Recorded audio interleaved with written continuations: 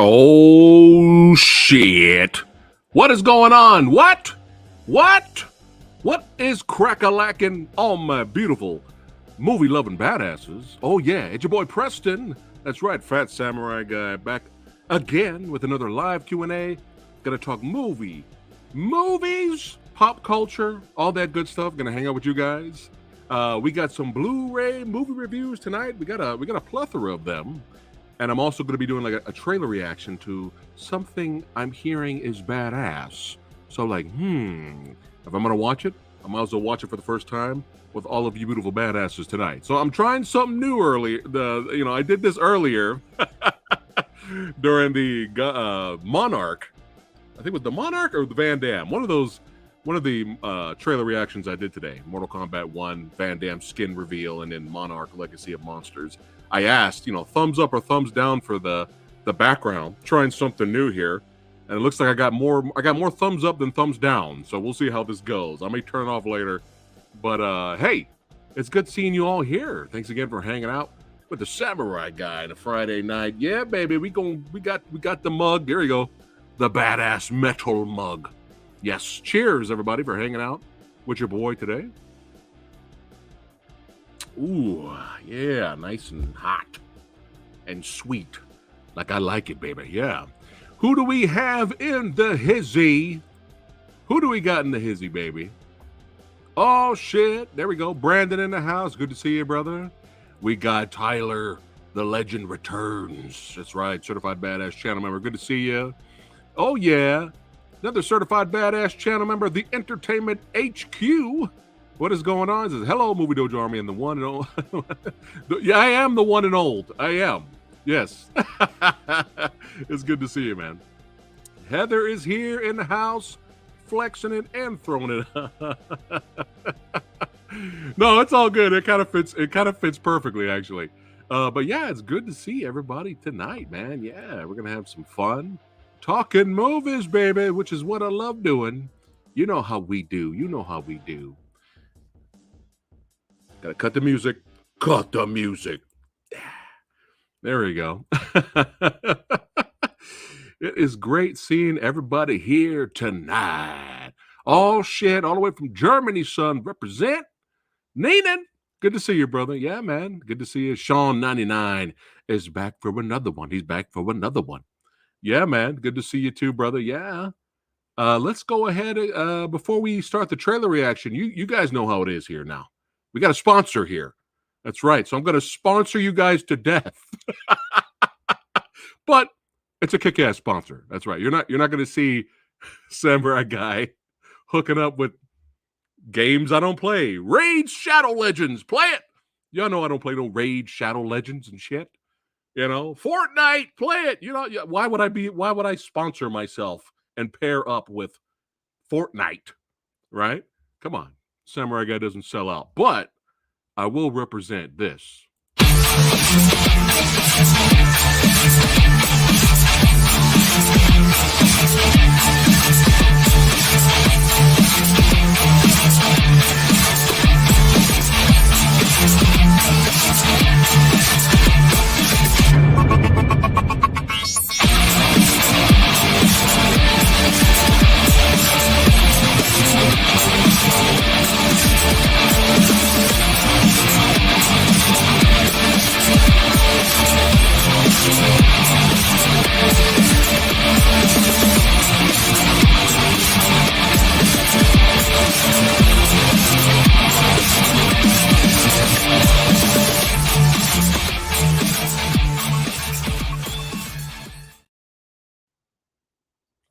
Oh yeah. Love that song. I love that song. That's right.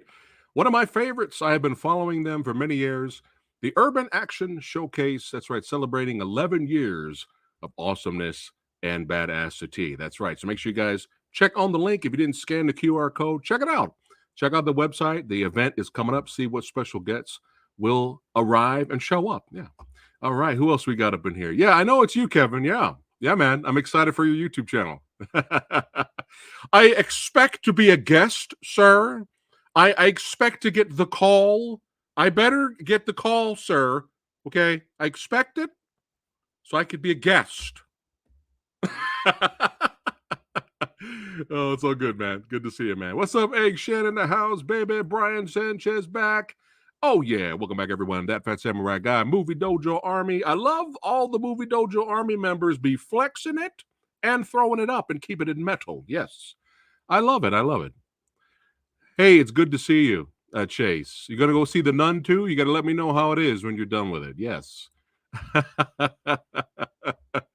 I don't know, man. That's it. That's it. You gonna start your own YouTube channel. That's it. I'm. That's it. No more messages. The Samurai Guy. That's it, man. It's over. Well, yeah, man. We're gonna have fun for sure. Talking movies on your channel as well. I'm excited for you, my friend. But yeah, we got enough badasses here, man. Y'all ready to start this trailer reaction? Let's let's go ahead and get this going here. Hold on. It's all in the flexes. That's right. Or the reflexes, as Jack Burton says. Yeah, yeah. Oh, yeah. Oh, yeah. All right, let's see here. Oh, okay. We have some people that like the green screen. All right, I might keep it. Let's see how long I'll keep it here. Unless I start, disappearing into the void. We'll rock this for a while and have some fun. So, yeah, let's go ahead and check out this trailer, and then after that, I'll go into a whole stack of Blu-ray reviews, give you my thoughts on them, and keep making sure you guys are in the know if you're interested in any of these titles. And then after that, we'll just hang out, baby. Just hang out and have fun and talk and chit chat. That's what it's all about, man. Who else we got up in here? It's blurry on here. Oh my goodness. Okay, like I said, they want to see the toys. They want. We'll see how this. Well, I'll rock it for a while. Let's see how this works out. Yeah, let's go ahead. No, I will never watch Gangs of London. I refuse now. I've waited too long to watch it, so now I'm boycotting it now. I'm against it now because I don't want to be on the other side wanting to see it all the time. So now I'm like, fuck Gangs of London. I never wanted to watch that show anyway. No, I'm kidding. I'm kidding. No, a buddy of mine from the UK, he's gonna send me the UK Blu-ray release of Gangs of London, and whenever I get that, I'll definitely check it out. But yeah, let's have some fun here, and let's check out this trailer here, man. Let me go ahead so we can both watch it together and have some fun. It is from Raven Banner, the banner of badassity, baby. Oh, yeah. Oh, yeah. Let me go ahead and bring it up, make sure it's all good to go. Booyakasha. Let's have some fun and watch this together. I have no idea what we're about to watch. No idea. Nothing. So, hold on a second. Gary, what's up, Gary? He's heading to Hong Kong. All right. Ooh, you got to let me know what you get when you get out there. Yeah, man. All right. So let's check this out here. Raven Banner, baby. Topak, aka Triggered. Triggered, baby. Will we be triggered? But maybe in a good way. I'll give you my thoughts at the end of it. But yeah, let's check this out. Let's start the fucking ruckus, baby. Let's do this. Ho! And here we go. Boom. Already. Let's go. Raven Banner. Oh! 10 out of 10 stars already. Already. That's it. I ain't got to see nothing else. I can just stop it right here. Okay. Bad people are coming. Please help us. All right. Refuse to hand them over. We're going to fuck you up. Let's fuck up this place. There they go. Oh, dude. We getting squibs. Real blood squibs here. Let's fucking go. War is man's making. All right. Dude, this trailer. Oh shit. Dude, this trailer is not holding back. I love it. Right, we're not dealing with an ordinary man. I got a feeling we're all gonna die tonight. All right, let's do this. Fuck them up. Dude, shotgun blast to the dome. Slice and dice. Oh my god. What? Yo! Oh shit! Hindi mo naman gera to eh. What?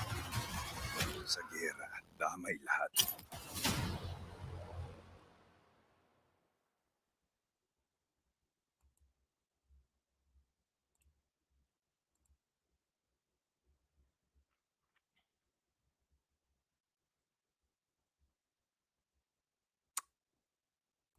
Show the fucking blood. Dude, that was fucking insanity. That was fucking insanity. This is how I feel now. Yo, did you guys see that shit, dude? Holy fuck. Let me, dude. Oh my God. Oh, there he is. Go. There he is. What's up, Alex? That's right. That's what I hear, man. Good to see you, brother. Good to see you. Dude, what the hell? I know, PG-13, not much violence. I know, man. What's up with this? I'm disappointed. No, that trailer, dude, that trailer is chaos. Let me try to bring it up again. And let's try to go through this. This is how you do it. See, I told you, Raven Banner, they never let you down because they're the banner of badassity. So let's watch this again. Look, see? Dude, this is just intestines falling out. This is what, yeah, this is what I am here for. See, they know me. They know me. They know what I like. Hold on, let me blow it up a little bit so you guys could see a little bit more here. Hold on. I know when's the midnight showing, right? Hold on. Let me bring it up again so that way you guys can see all of it. Yes, there we go. Yeah, they know what I like here. Let's do it again here. Yeah. Oh yeah. Let's go. Yeah. Explosions, slice and dice, intestines falling out, shotgun trigger. Let's do this. That way you guys can see a little bit more of the subtitles here. But yeah, man, is this a post-apocalyptic world? I mean, we got a little Walking Dead vibe here, but entertaining. Oh shit, shots fired. Let's do this. Look at that. To the dome. Oh, look at this, dude. Dual wielding right there. Dual wielding, dude. Oh, this is amazing. Oh yeah. You guys remember fun? Remember when action movies were fun? You remember that?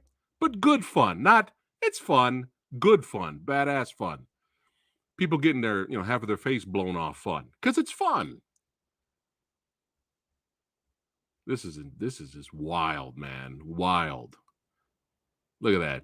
Shotgun blast to the dome. Let me see. What did he throw at him? I'm trying to see here. Look at that. Let's see. Right there. Slice. Did he? Ooh. Oh, okay. He threw the knife at him. Nice. That. Shit.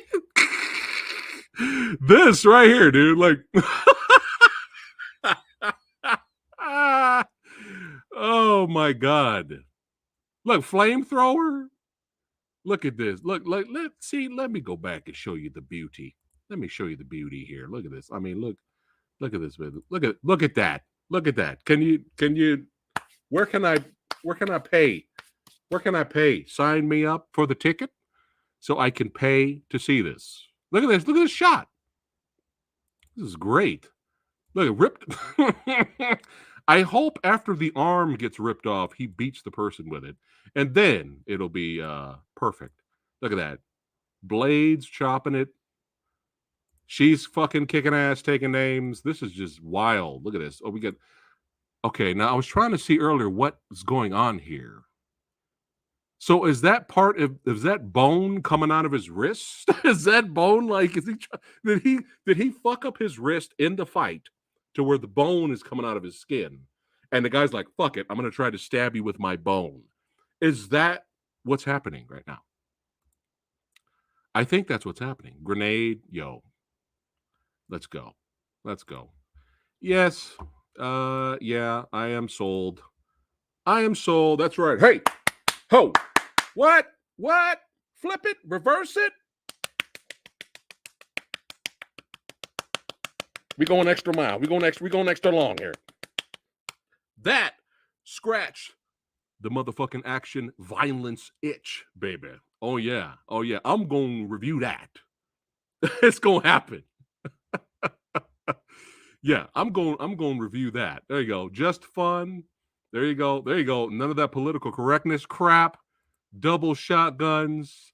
And I love this. That's for the midnight crowd, baby. Yeah. Get your buddies together, get some beer or drinks, if whatever you like to drink. Amazing. Take my money. Take PayPal. This movie looks like it has the same gore as Project Wolf Hunting. Yes. Yeah. I'm sold. I'm sold. Let me look below here. Let me see if there's a little bit more here. Here we go. It says, in a bid for redemption, an ex-Special Forces security guard attempts to save the life of a woman who is being hunted by a corrupt police death squad working for a drug cartel. All right. It's from the Philippines, baby. There we go. That's right. Represent. Yeah. Oh, yeah. That's how you kick off the show today. That's how you do it. Something told me to start the show with this, and I'm so happy. See, they knew Samurai Guy. They knew me. They know what I like. They're like, we got to send this guy the trailer. Check out. Yeah, loved it. There's none of this bullshit.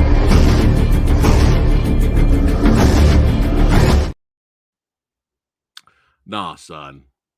We getting the real deal with that. Yeah, let's go. Let's go, man. Yeah. Oh man, I'm excited. I'm like happy now. I'm energized. Oh my goodness. Yeah. Catching up to you guys here. You need me to put that on the shirt? I don't know. We'll see. I don't think I have that on a shirt anyway. That scratch the itch or something like that. The action itch or something. I might have to look into that. Kevin, you're giving me ideas, my friend. Cheers to a Raven banner. That's how you do it. All right. Well, since I have so many Blu-rays to talk about, let me go ahead and just jump into these. Let you guys know what I think about them.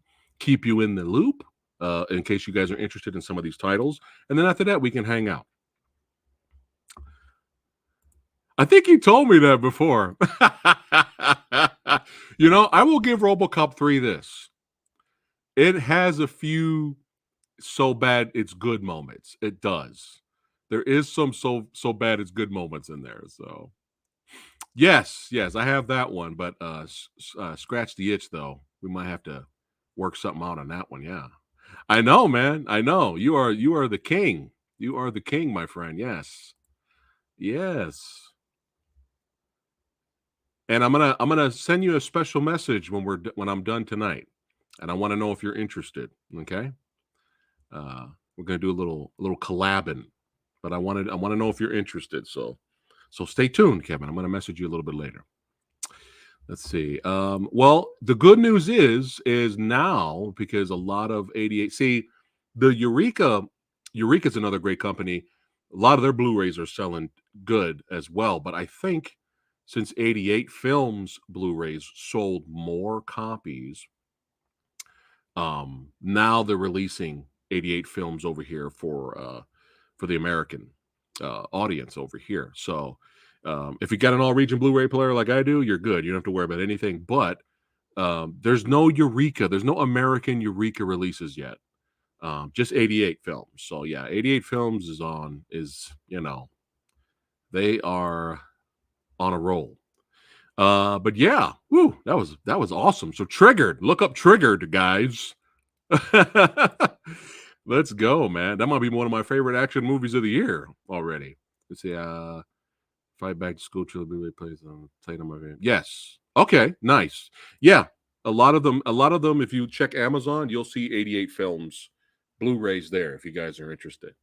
But yeah, let me go ahead and change the background here since we are going to start the Blu-ray reviews. Booyakasha. Yeah, there we go. Yeah. Oh man, I can't wait to talk about. Speaking of 88 Films, I can't wait to talk about this movie. But I'm gonna lean up to it. But big, huge shout out and thanks again to MVD Entertainment Group for sending Samurai Guy these screeners and Blu-rays to review. So thank you so much. Big shout out to MVD Entertainment Group. Yes, I don't know if you guys knew this, but Bloodsport is on 4K, but it's a different region. So if you got a Norwegian player, man, well, actually, I don't think there's any region for 4K. So I think you can buy any 4K from any country and it'll play in a 4K player. It's just DVDs and Blu-rays that gets a little tricky there. The 4K, I think you're fine. I don't think you're so. Let's see, sending you a free copy because of oh well, nice. Awesome, man. Yeah, man. Congratulations. Yes. Yeah, that's what I figured. 4K doesn't, so yes. There you go, Sumo. Yeah, that's a good thing. At least that's something. I wish there was no region coding period, but it is what it is. But let me go ahead and jump right into this. So if you want my full review with Lady Fatblood on Shin Ultraman, that's right, on Shin. Oh, this might be a problem now. Oh no. Oh no, I don't know. Oh no, I might have to turn it off now. Damn it. Shin Ultraman. There you go. I think I got it now. No, this might be a pain in the ass. Shin Ultraman. I've already did a full review on this with Lady Fatblood in a previous live Q&A. So if you guys want my full review and thoughts on the movie, make sure you guys check that out. The reason why I'm bringing it up is MVD sent me a brand new copy with the fixed subtitles. So yes, if you guys had any issues with previous subtitles on the previous Blu-ray release, because the subtitles were horrible, which kind of ruined our experience a little bit. But when I rewatched it again, it was a little bit more enjoyable because I can actually read the goddamn subtitles. We don't have alien gibberish on here. So yeah, I still enjoy it for what it was. But I would not put it on my like top 5 favorite Ultraman movies. I wouldn't put it there. But it's a solid watch. But yes, thank you MVD for sending me an updated one with the correct subtitles. Yes. First up, we're going to talk about Junkhead. If you can see it, this might be a problem now. There we go. Junkhead. Yes, they sent me this, and I was like, "Ooh, what is this?" I don't have no idea what this is. And apparently, this is a stop motion movie. And you know, I'm old school. You know, I'm from the old school. So I love us some stop motion, you know. So I'm like, man, I've never heard of this. This came out in 2017. I was like, well, this is interesting. So first up, let me do a little screen share here so you guys can see what I'm looking at. Hold on.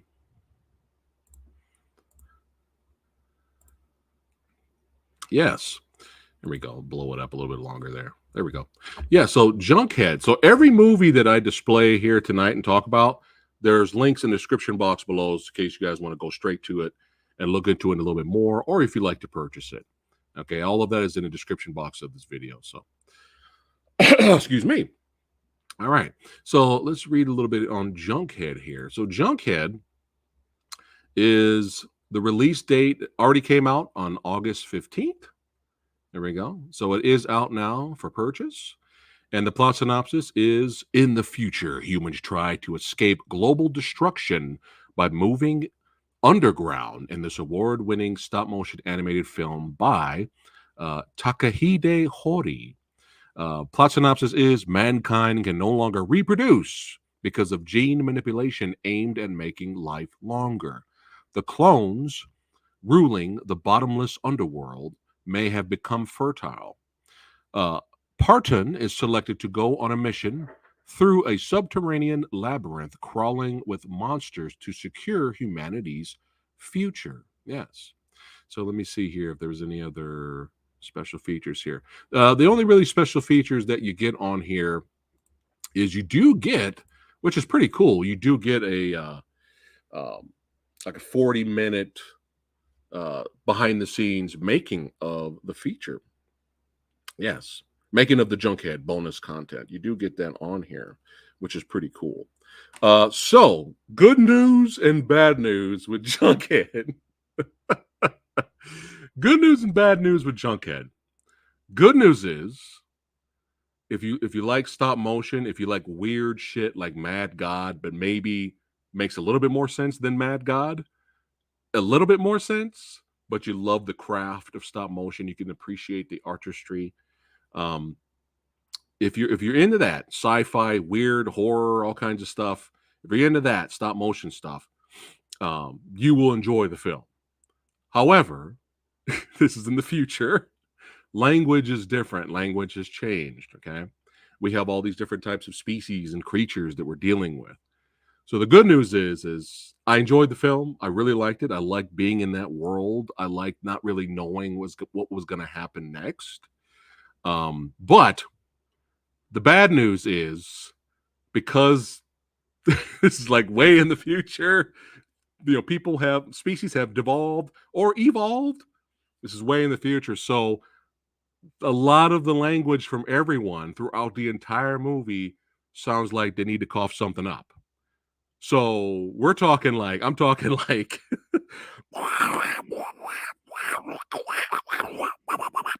don't know, I sound like Donald Duck there for a second there. Yeah, so if that is a problem, then you're probably not going to make it through this. How long is this movie? 101 minutes. So keep that in mind. 101 minutes of beautiful, gorgeous, inventive stop motion with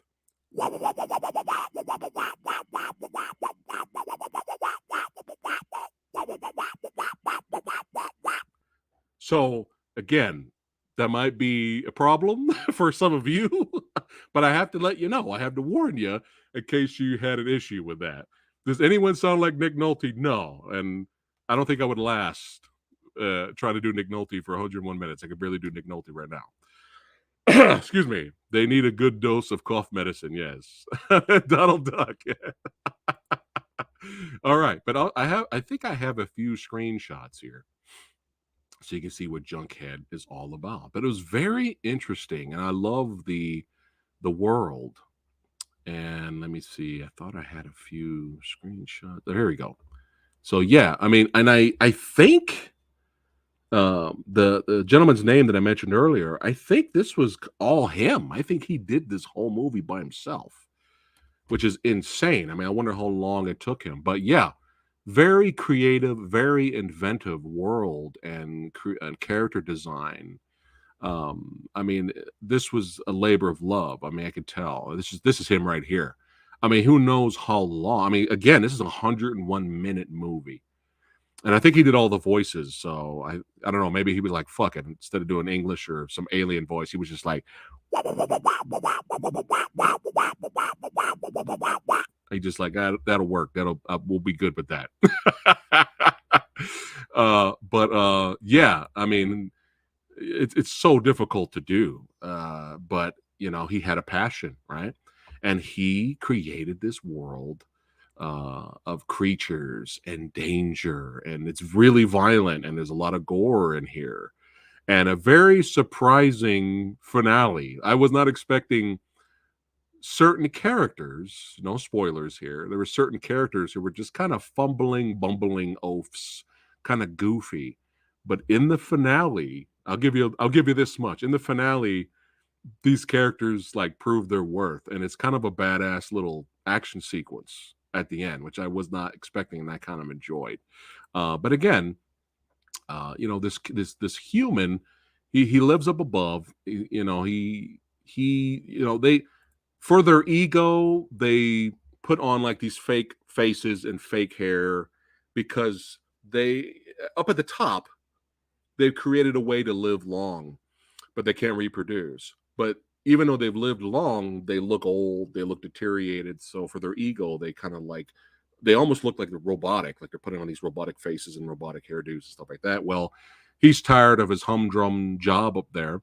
And he's like, hey, I'm getting an opportunity to get paid more and go underground and investigate and try to find out how they're figuring out a way to reproduce below. So that's kind of like the basic plot. And, he meets all these very crazy, interesting characters. Some characters are very shady and they take advantage of him. And some characters he learns to care for along the way. But yeah, I enjoyed Jughead. I enjoyed it. It was very entertaining, sci-fi, horror, adventure, post-apocalyptic. stop motion movie, despite all of the. So, despite all that, I enjoyed that. Oh, don't you guys love it here? You never know. You never know where you're gonna. Uh, yeah, I mean, again, well, remember this is like one dude working on a small budget, so I wouldn't compare the. There's some shots in here that look very epic and grand scale shots, but Mad God, I mean, this is the master who did that. So I wouldn't storyline and plot line you can actually follow more in Junkhead than you can in Mad Gods. hit the beat again, bud. Yeah, so that's Junkhead. All right, let's keep it rocking and rolling. So I recommend it. I recommend Junkhead. Now we got a favorite of ours on the channel, and I've talked about this film a lot. You guys already know this story, but if you don't, hey Anubis, what's going on? Yeah, Mad God is nuts. Mad God is what we call a gorgeous, beautiful dose of nightmare fuel. And the plot for Mad God is so insane that you're never wrong. It's one of those movies. So, Anubis, what do you think Mad God was about? He tells he says what he thinks it's about. He's correct. Somebody over here. Totally different explanation. Hey, Bob, what did you think Mad God was about? He has a totally different interpretation and explanation. Well, guess what? He's right. It's one of those movies. But yeah, Mad God is insane. But we're gonna keep it going, man. Gonna keep it rocking and rolling here. But yeah, this next one, you guys already know. You already know. This is one of my favorite movies. I love this movie. And like I said before, many times, this film feels like a nice big warm hug of kung fu badassery. A nice big warm hug. And after I watched this, this is the Arrow release of The Prodigal Son. Excuse me. After I got done rewatching it again, and the picture quality is amazing on here, guys. So it's really good. Arrow did a great job. Plus, you got tons of special features, Frank Jang commentary, all that good stuff. But I'm going to show you a little bit in a second here. But I'm like, after I got done watching the movie, I was humming the theme song around the house. The next day, I was humming the theme song. This is one of my favorites, probably of all time. And let's take a look at it right here. Let me go ahead and bring it up so you guys can see what I see. Do you see what I see? All right. Booyakasha. Bam. Here we go. Prodigal Son. Yes, the classic. 1981, guys. 1981. Sammo Hung said, "Hold my beer. Watch this." But look at this beautiful release here. It comes with a classic poster, a booklet. I mean, this is just gorgeous stuff. Look at the old school artwork. Oh, what fun. What fun is this? Let's see. I believe, yes. Oh, this comes out on September 12th. So a couple of days. You guys can pre-order this now. But let's take a look at the product features here. That way you guys can see what it entails a little bit more in detail here. But yeah, this is just a classic. So 1978, actor-director Sammo Hung gave Hong Kong audiences the Wing Chun crash course of Warriors 2. Well, his next directorial effort, 1979's Knockabout, gave Yuen Biao the chance to shine. That's another one, a huge favorite, is Knockabout. I love Knockabout as its lead star, but it would be in 1981 that he would combine Biao's newfound screen presence and the legacy of Warriors 2's Leon San into what is still considered one of his best directorial efforts, The Prodigal Sons. I don't know if you guys knew that. Even though Warriors 2, another favorite of mine, was made before The Prodigal Son, The Prodigal Son is actually a prequel to Warriors 2. But yeah, this is just absolutely phenomenal here. So 2K restorations from the original elements by Fortune Star on both the original Hong Kong theatrical release and home release presentation. I've not got a chance to watch the home release presentations. That's interesting. Lossless Cantonese, Mandarin, English mono, English subtitles, commentary by You Know Him, You Love Him, Frank Jang, and You Know Him, You Love Him, Bobby Samuels, who's both of them have been here on the channel for many times. You get another commentary track by Mike Leader and Arnie Venema. Wing Chun 101, an interview with Wing Chun Sifu Alex Richter, which is probably why Alex showed up in chat. That's probably why he showed up tonight. It popped in for a second.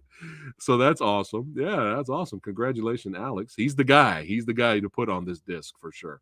Life Imitating Art, archival featurette featuring interviews with Wing Chun instructor and producer Guy Lai, talking about the art, illustrated by demonstrations by Sifu, Austin Go, and Jude Poyer. The Heroic Trio, archival featurette featuring interviews with Sammo Hung, Yuen Biao, Frankie Chan, looking back on the making of the film. You have the original theatrical trailers, double-sided fold-out poster featuring original and newly commissioned artwork by Joe Kim, reversible sleeve featuring original and newly commissioned artwork by Joe, and the collector's booklet featuring new writing by Peter Glagowski. Yeah, so this is just an absolute treasure, absolute classic. I can watch this every day. And it's just such a special movie. It's so special. It's not that, it's just, again, nice big warm hug. Let's see, is Alex Richter still here? No, he probably left. Yes, it's actually the prequel, so to Warriors 2. But yeah, just so good. But we have our just incredible performances, music, fight choreography, everything, cinematography, everything's so good. And this is one of those kung fu movies where it's not like a nonstop action kung fu thrill ride type movie where there's like a fight every 2 minutes. It's not that kind of kung fu.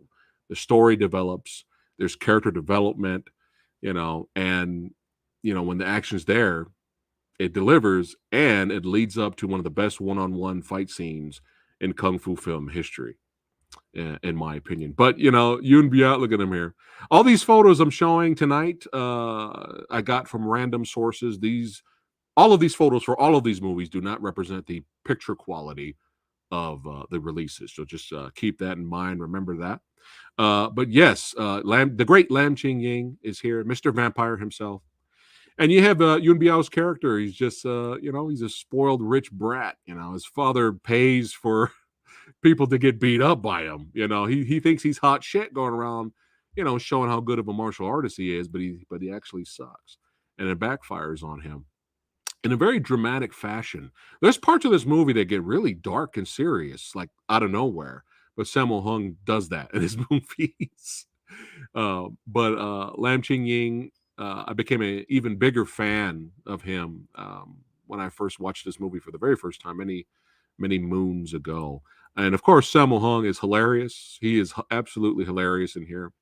You find out that him and Lam Ching Ying's character are rivals in this movie, and they end up kind of fighting over Yuen Biao wanting to learn, so to become a better martial artist. But it's like a friendly competition. So if you guys ever if anyone ever does this and puts their thumb through these two fingers, yes, there we go, and they do this at you, that basically means go fuck yourself. That means fuck you. And me and my buddies learned that from this movie. Or you can throw out the shirt at the guy like this and do that. We learned, me and my buddies we do this after we saw this movie, we kept doing this to each other all the time. And if you go back to our channel for a classic versus episode, I believe we put Prodigal Son against Yip Man. Check that episode out. It's great. We have so many amazing guests. I think Alex might have been there. I think Richter was there with us. Sifu. And we ended up doing this. We ended up doing this during the review. So yeah, check that episode out here on the channel. But yeah, just great training sequences, montage sequences are so well done. And I love the villain in this movie that Frankie Chan plays. This is such a very interesting and memorable villain. And remember what I always say: some of the the best kung fu and martial arts movies have like the best villains because they're memorable, right? And he has these rings on his fingers on his that he uses to kind of get the upper hand, kind of cheat when he punches people. But what's interesting about him is that he's kind of a villain with morals, even though he makes sure he's cheating a little bit. He still has morals. His minions, played by Dick Way, and I think it was Chung Fat. I'm not sure if it was Chung Fat, but they they trying to help him win the fight, and he kind of fucked them up. So he kind of has a little bit of a moral center. It's very interesting villain. But the fight at the end, man, Jesus Christ. It's what these classic kung fu movies are all about. And I wish I could see this film in theater on the big screen. It probably was just such a memorable it would be a memorable experience if they re-released it and I saw it on the screen. I would probably go nuts, you know. But yeah, man, just the whole finale of just that beautiful shot when they're both standing there like this, and the slow motion yell where Yun Biao's character yells "Sifu," and the birds fly up, and then slow motion, and right after that, it's all high impact, fast, just pop, pop, pop, pop. So fucking good. God damn it. They don't make them like they used to. But thankfully, from Arrow Video, hey, thanks again for the screener for Arrow Video. A new generation can experience it for the first time. Yes. So Prodigal Son, definite classic. Don't want to talk too much about it. I've talked about it so many times on this channel already, and I kind of want to stay away from major spoilers for those who have not seen it. But yeah, Prodigal Son, man. Again, I feel so good talking about. Like I feel warm inside talking about Prodigal Son. So yes, there we go. Look at that, 1981. Nina was in first grade. I mean, we went way back. We went way back. But yeah. So if you see anybody do that to you, that's what that means. Oh my goodness. Yeah, classic movie. All right, let's keep it going. All right. Now, this was a little bit of a bummer, but I understand things happen, right? I have not watched Weird Science in like 5 billion years. And it was, I always remembered that movie fondly. Classic 80s comedy. But there was a brand new Arrow release on Blu-ray. And I believe there's a 4K Arrow release as well that you guys can buy right now. So the big bummer was this screening disc did not work at all. I tried this screening disc on like 5 different Blu-ray players, and it just wouldn't play. It just would not register, would not read it. And there's nothing on the disc like blocking it. Like it's a clean, crisp disc. So unfortunately, I was not able to review Weird Science, but I did check the ratings on Blu-ray.com, and people are loving the picture quality for the Blu-ray and the 4K Arrow release of the film, in case you guys are interested. So it did get a good rating, but I wanted to revisit it and talk about it, but I couldn't do it. So, but this next one, we're going to switch gears now. This next movie, and again, I love getting pleasantly surprised. We're going straight drama now. And this next film is called, it's a very bizarre title. You're going to be like, what the hell is that? But let me bring it up. Is called, hold on, there we go. All right, here we go. You guys can see it here. Unman, Wittering, and Zygo. Yes. I've never heard of this movie until this Arrow release. As you can see here, it comes with some goodies, fold-out poster, all this good stuff right here. You get a close-up on the artwork and stuff like that. All right. Yeah, if you're curious about terror. Yes. So I'm like, yeah, let's switch it up here. Let me go over the special features really quick, and then I'll give you my thoughts on the movies.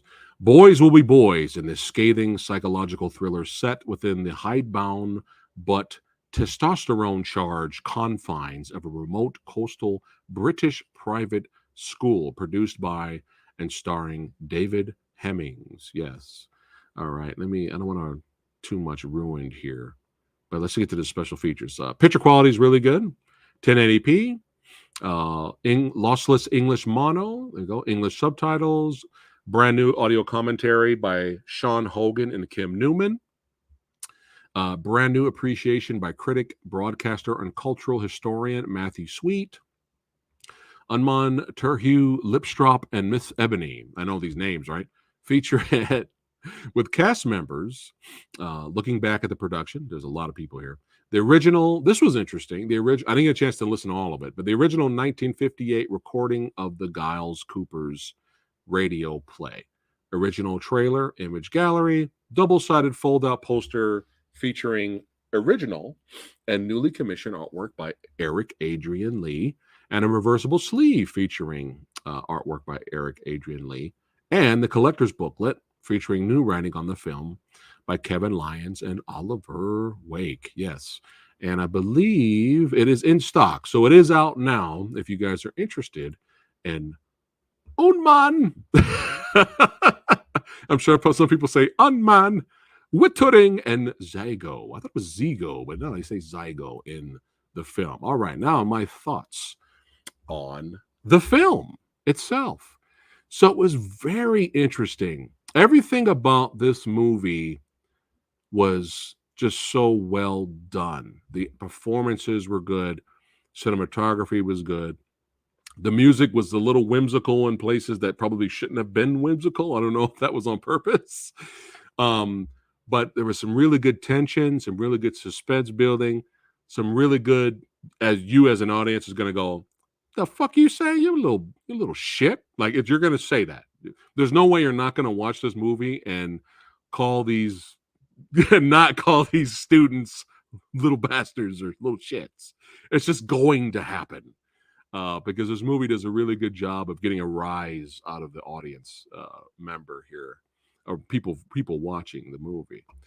Yeah, so you have this guy here, this character. He's just, he's very smart. He's very intelligent. He gets an opportunity to take the place of Mr. Pelham, and he was the teacher in this private school, but he ended up being found dead over the cliff down there where the ocean and the rocks are. And they kind of just chucked it up as, he always goes out there for walks. It was foggy. He fell down. He died. Hey, welcome to the new school. Hey, welcome. So he has taken his place, and he has very high hopes. Him and his wife even live in the cottage that Mr. Pelham used to live in. And, she's very happy, and she's wanting to get a job, or maybe open up a boutique, and things are looking very positive, and there's a lot of opportunity and stuff like that. But what's interesting is his first day, he runs into the students. Now, usually when you have films that are similar, sounds like a law firm. All right, Nathan, have a good one, brother. Take good, man. Take care, brother. Yeah. Usually with these kind of movies, what's the first thing you think of? You think of Stand and Deliver. You think of what is it? Fat guy singing Gangster's Paradise, all sweaty, right? You think of that movie. You think of fucking The Principal. You think of The Substitute. You think of, what was it? What's another good one? Was it Class of 1985? Is it Class 1985, 1983? It's been a while. But when you think of these kind of movies, you got the students not listening to the teacher, and there's shenanigans, The first thing you think of is you think of Clifton Collins from 187, right?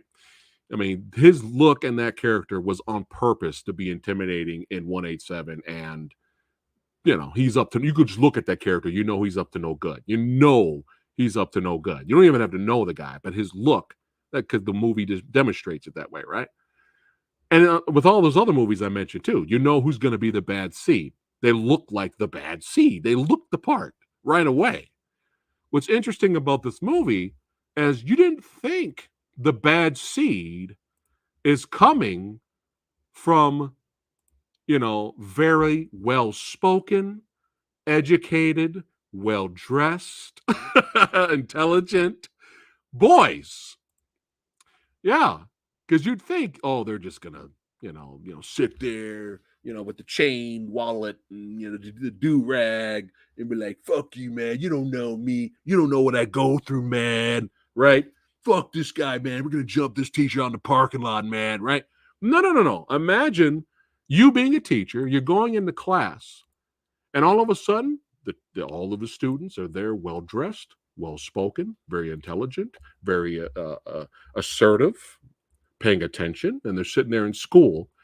And then when they talk to you, remember, you're the teacher now. When they talk to you, when they speak to you, this is how they talk to you. I don't want to, I would not like to read this chapter, sir. Can we do something else? Well, we're not leaving the classroom unless you guys finish the chapter. I need you guys to finish the chapter. But, sir, it is boring. We don't want to read this chapter, sir. Please let us do something else.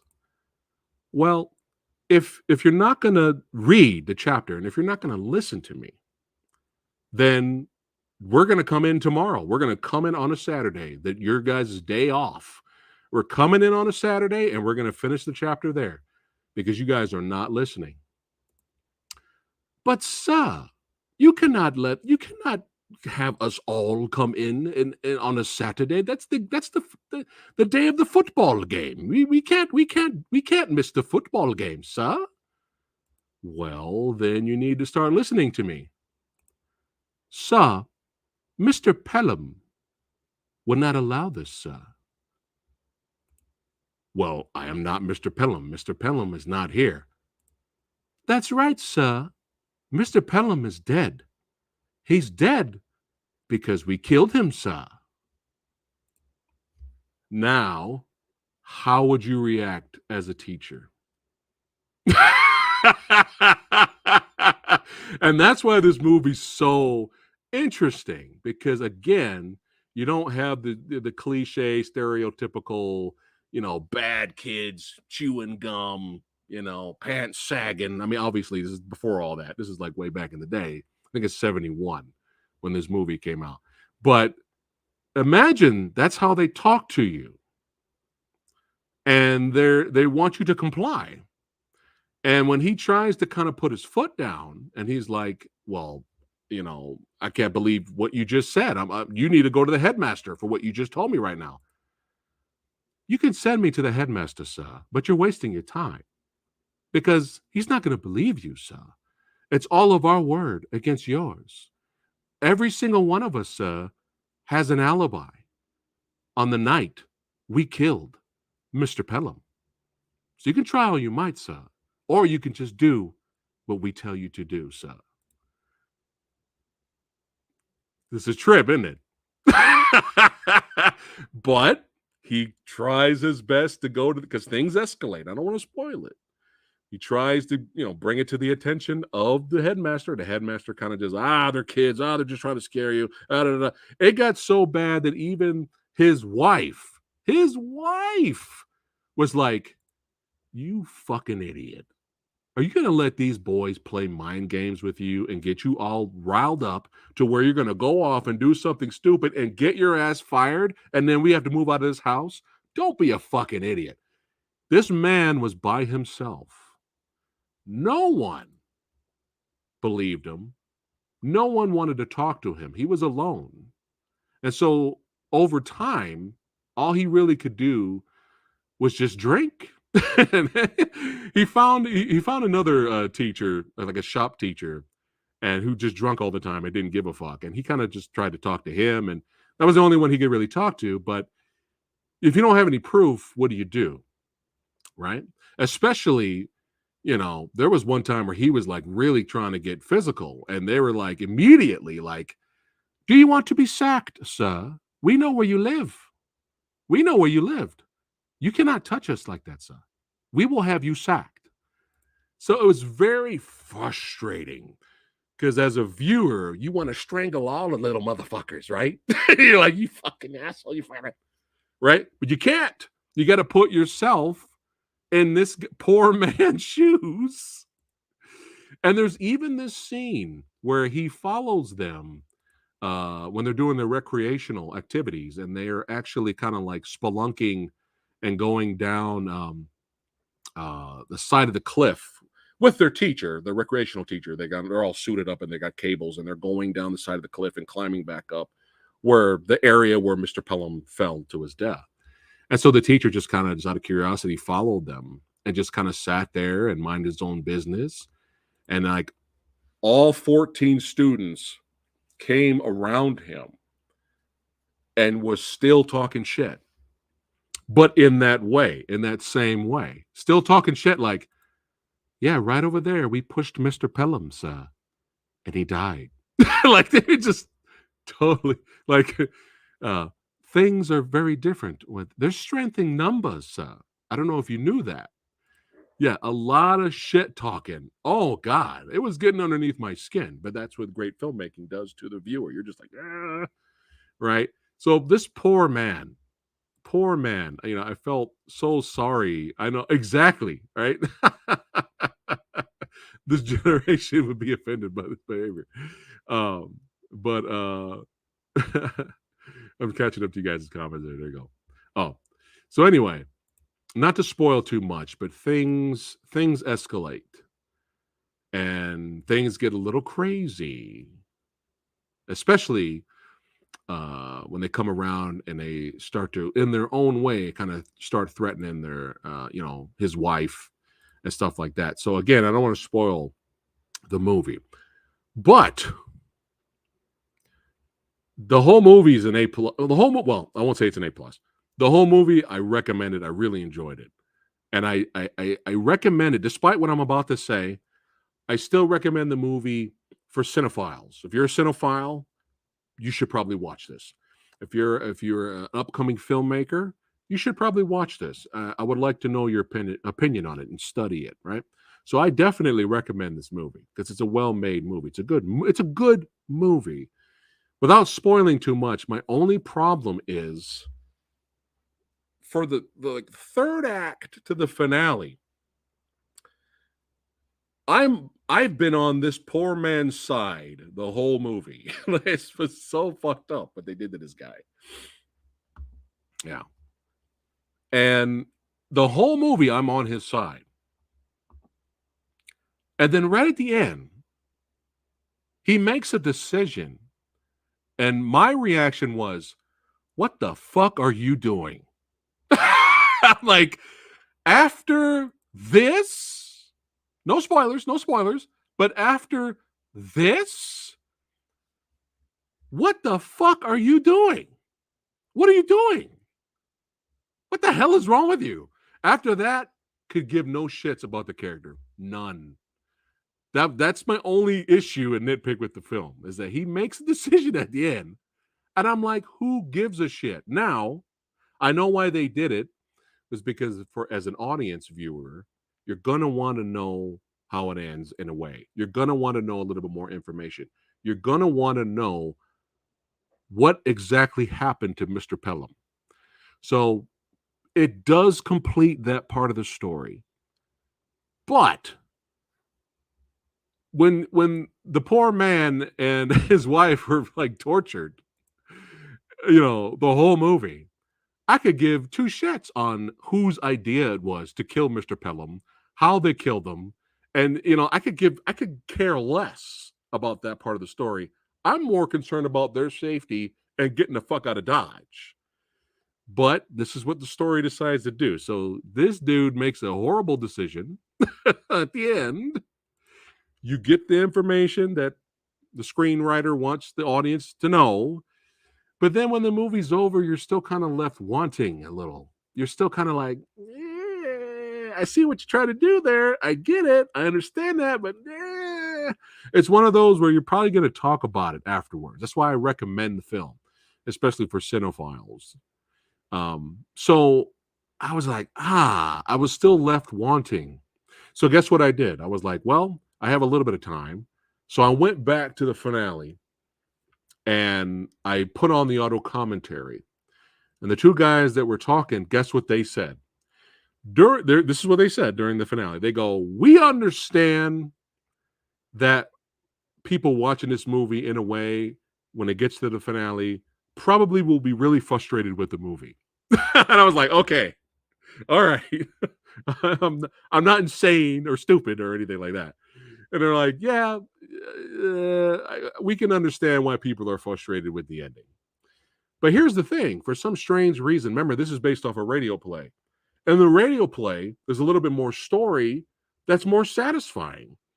But for some reason, they cut that for the film.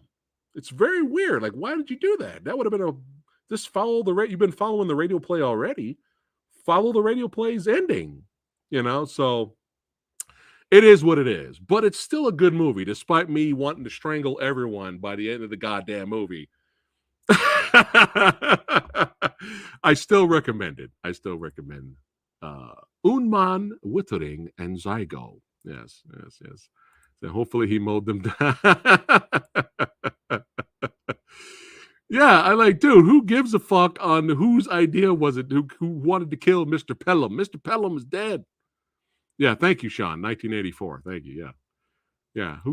But you won't know what I'm talking about until you watch the movie. So, but yeah, I'm still glad I watched it. So thanks again for the screener, MVD. And now we got 2 more left. And I can't wait to talk about these next 2 here. All right. So next up, man, holy shit. They call this Hong Kong's answer to Falling Down. The great, one of my favorite actors, Anthony Wong. That's right. He is in this. Look at that amazing artwork. Oh my God. Amazing artwork. You get a reversible sleeve. You get a poster, an amazing poster with this awesome artwork inside. Taxi Hunter. The people call it Hong Kong's answer to Falling Down. So I had to try to request it for a review. And it stars Anthony Wong. So I'm like sold. Like, this is like gold. All right. So let me bring it up here so you guys can see some of the special features here. And then I could talk about Taxi Hunter, which I'm so happy I watched with Lady Fat Blood. I'm so happy. But so here you go. And I think, it's been out. It's been out for a while. So you guys can buy this now. You can get it on Amazon. There's many places you can get it, but this is released by 88 Films. But here you go. One of the most infamous movies rated Hong Kong's Category 3 category. Taxi Hunter bravely tackles the underexplored scourge of bad taxi drivers. Yes, this is a real movie. This is a real thing. One of the most infamous movies. Oh, we already said that. Taxi Hunter. We already did that. Let's see. Here we go. After his pregnant wife is perished through the actions of a careless and callous cabbie, mild-mannered Akin, played by Anthony Wong, declares war on the entire profession, and you don't need the knowledge to know he won't be leaving a tip. Yes, this is a real movie, and it's amazing. Directed by Herman Yao, who unleashed Ebola syndrome, which I heard is another ridiculously wild Anthony Wong movie, which I still need to see. I've not seen it. 88 Films are pleasant to present this important release. Was on public transport and a wonderful new Blu-ray edition. Let's see, was anything else in here? I think that's it here. But yeah, let me go look at the back here. I thought they had a list of the special features. But yeah, amazing commentary by Frank Jang. Tons of stuff here. Let me see. Double-sided fold-out poster, limited edition slipcase, 1080p Blu-ray. Picture quality is really good. 2.0 Cantonese mono, English subtitles. Let's see. Hunting for Words, an interview with scriptwriter and producer Tony Hong Hua. How to Murder Your Taxi Driver, an interview with action director James Ha. Falling Down in Hong Kong, an interview with star Anthony Wong. Trailer, Stills Gallery, reversible cover, and yeah, a lot of cool shit on here because it's 88 motherfucking films. Yes. Oh man, Falling Down. I'm so falling. I was already saying Falling Down, but yeah, I love the artwork behind me. Got to represent. There you go. You got all you Wrong Wong fans right there. That's Iron Monkey right there, son. Yeah.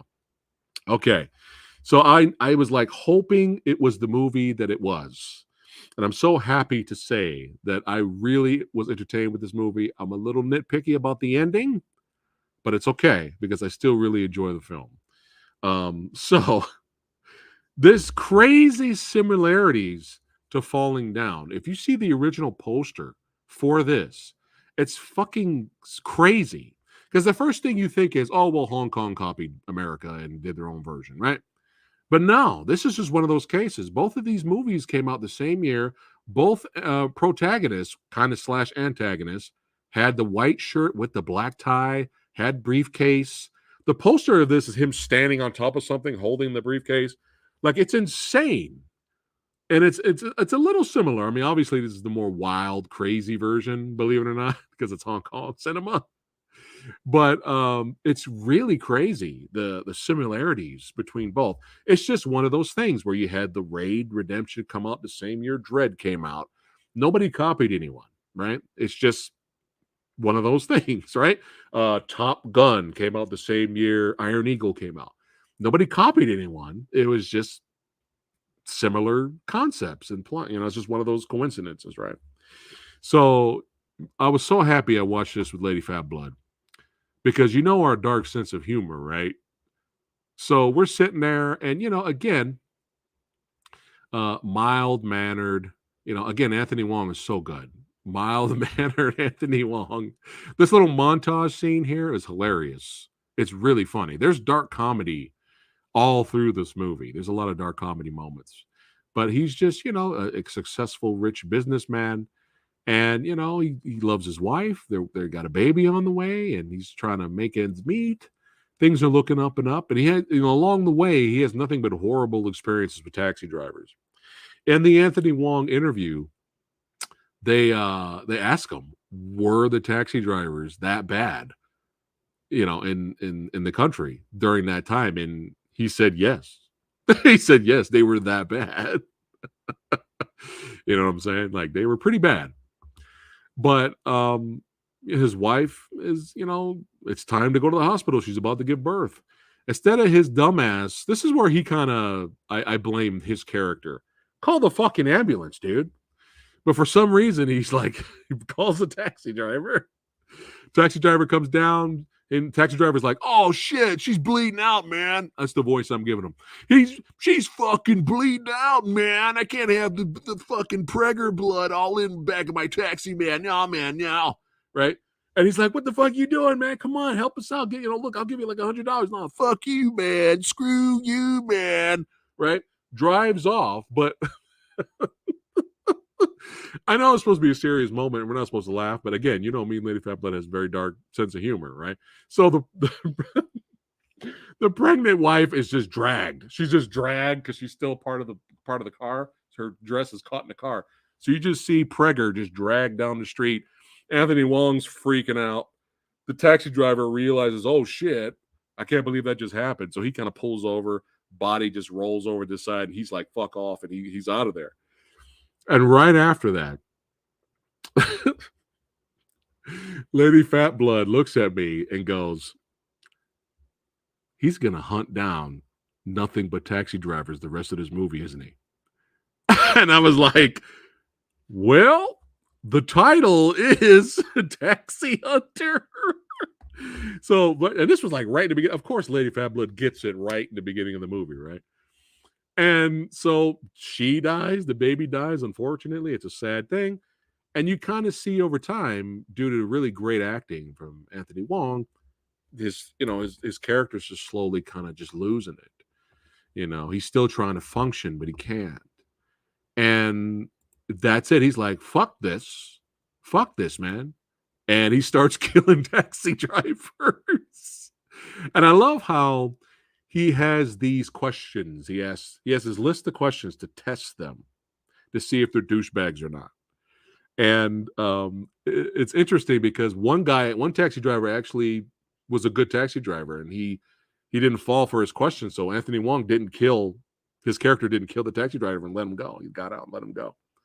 But, he comes across, this one taxi driver is like pushing his old lady, throwing her bag out of the trunk. He's like, I'm not going to take you. That's too fucking far. Get the fuck out of here, right? Just being horrible. One other taxi guy tries to rape another female passenger who's drunk.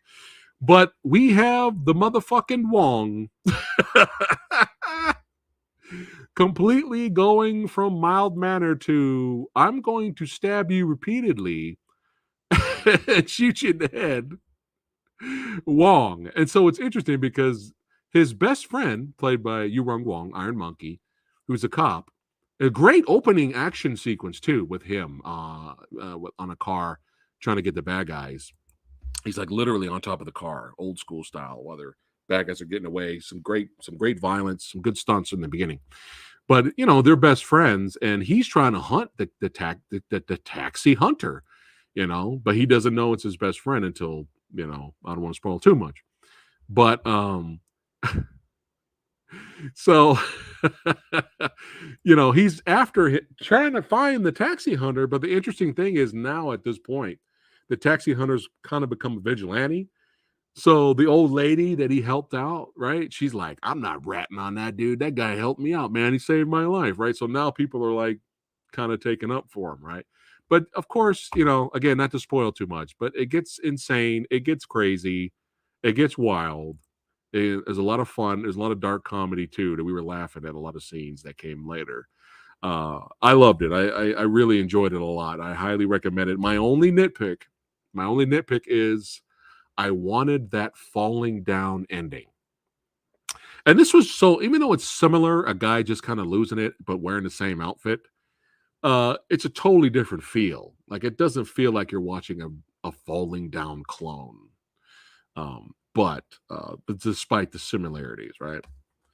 But I wanted that falling down ending. And when they interviewed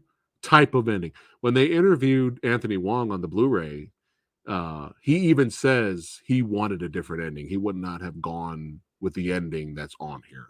The ending that's on here, it does not ruin the movie. You could still enjoy the hell out of it. It's definitely a lot of fun. But yeah, come on now. Taxi Hunter, let's go. If this was made now, this would be Uber Hunter for asshole Lyft and Uber drivers. Oh, if they were going to make another movie. But yeah, that's Taxi Hunter, man. So hold on, let me catch up to you guys. Have you seen Road Games? Yeah, I enjoyed Road Games. That was a fun movie. I don't think a lot of people talk about Road Games, but yeah, that was pretty good. That was pretty good, yeah. But yeah, that's Taxi Hunter. Now we are done with all the MVD Entertainment Group releases. Again, if you're interested in any of these, check the links to the description box below. But this last one, I saved this for last for a reason. I just watched this bad boy today, and I'm gonna set it up. We're gonna get it right now. I gotta flip it. I gotta flip it around now. We're gonna get it right. Yo, let me tell you something. At Comic-Con this year for the Superhero Kung Fu Extravaganza, the almighty Well Go USA gave us permission to premiere the trailer at Comic-Con before it even went public on the internet. We played it for the people at Comic-Con. They were all pumped up. They enjoyed it.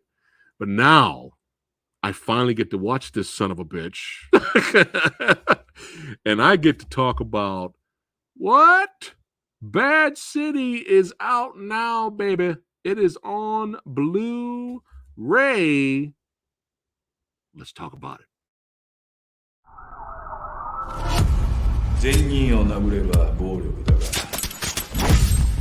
悪人を殴れば正義か光と影の違いだけなんじゃねえかってそう思うときやんで貧困と暴力に蝕まれたこの開港史を終わったよ次期市長選に立候補したいと思います毒には毒を持って制すだろう皆さん4人は今日から私の管理下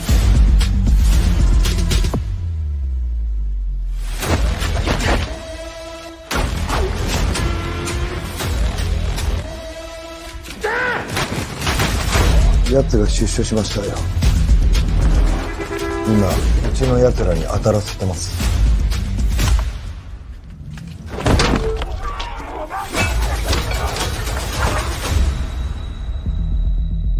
お前には奴らが悪で俺たちが正義。正義なんてもんは存在しないんだよ、今の手法にね。どうだかな。銃を使う。どうせ弾が足んねえや。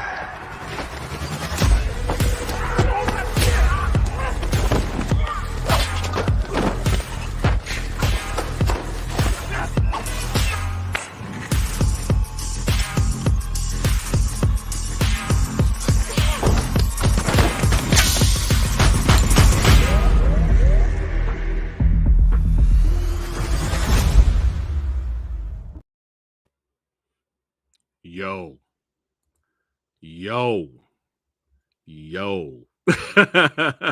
I just got done watching this today, and oh man, woo! It scratches the action itch, baby. But here's the thing, believe it or not, this is more of a crime thriller. This is more of despite all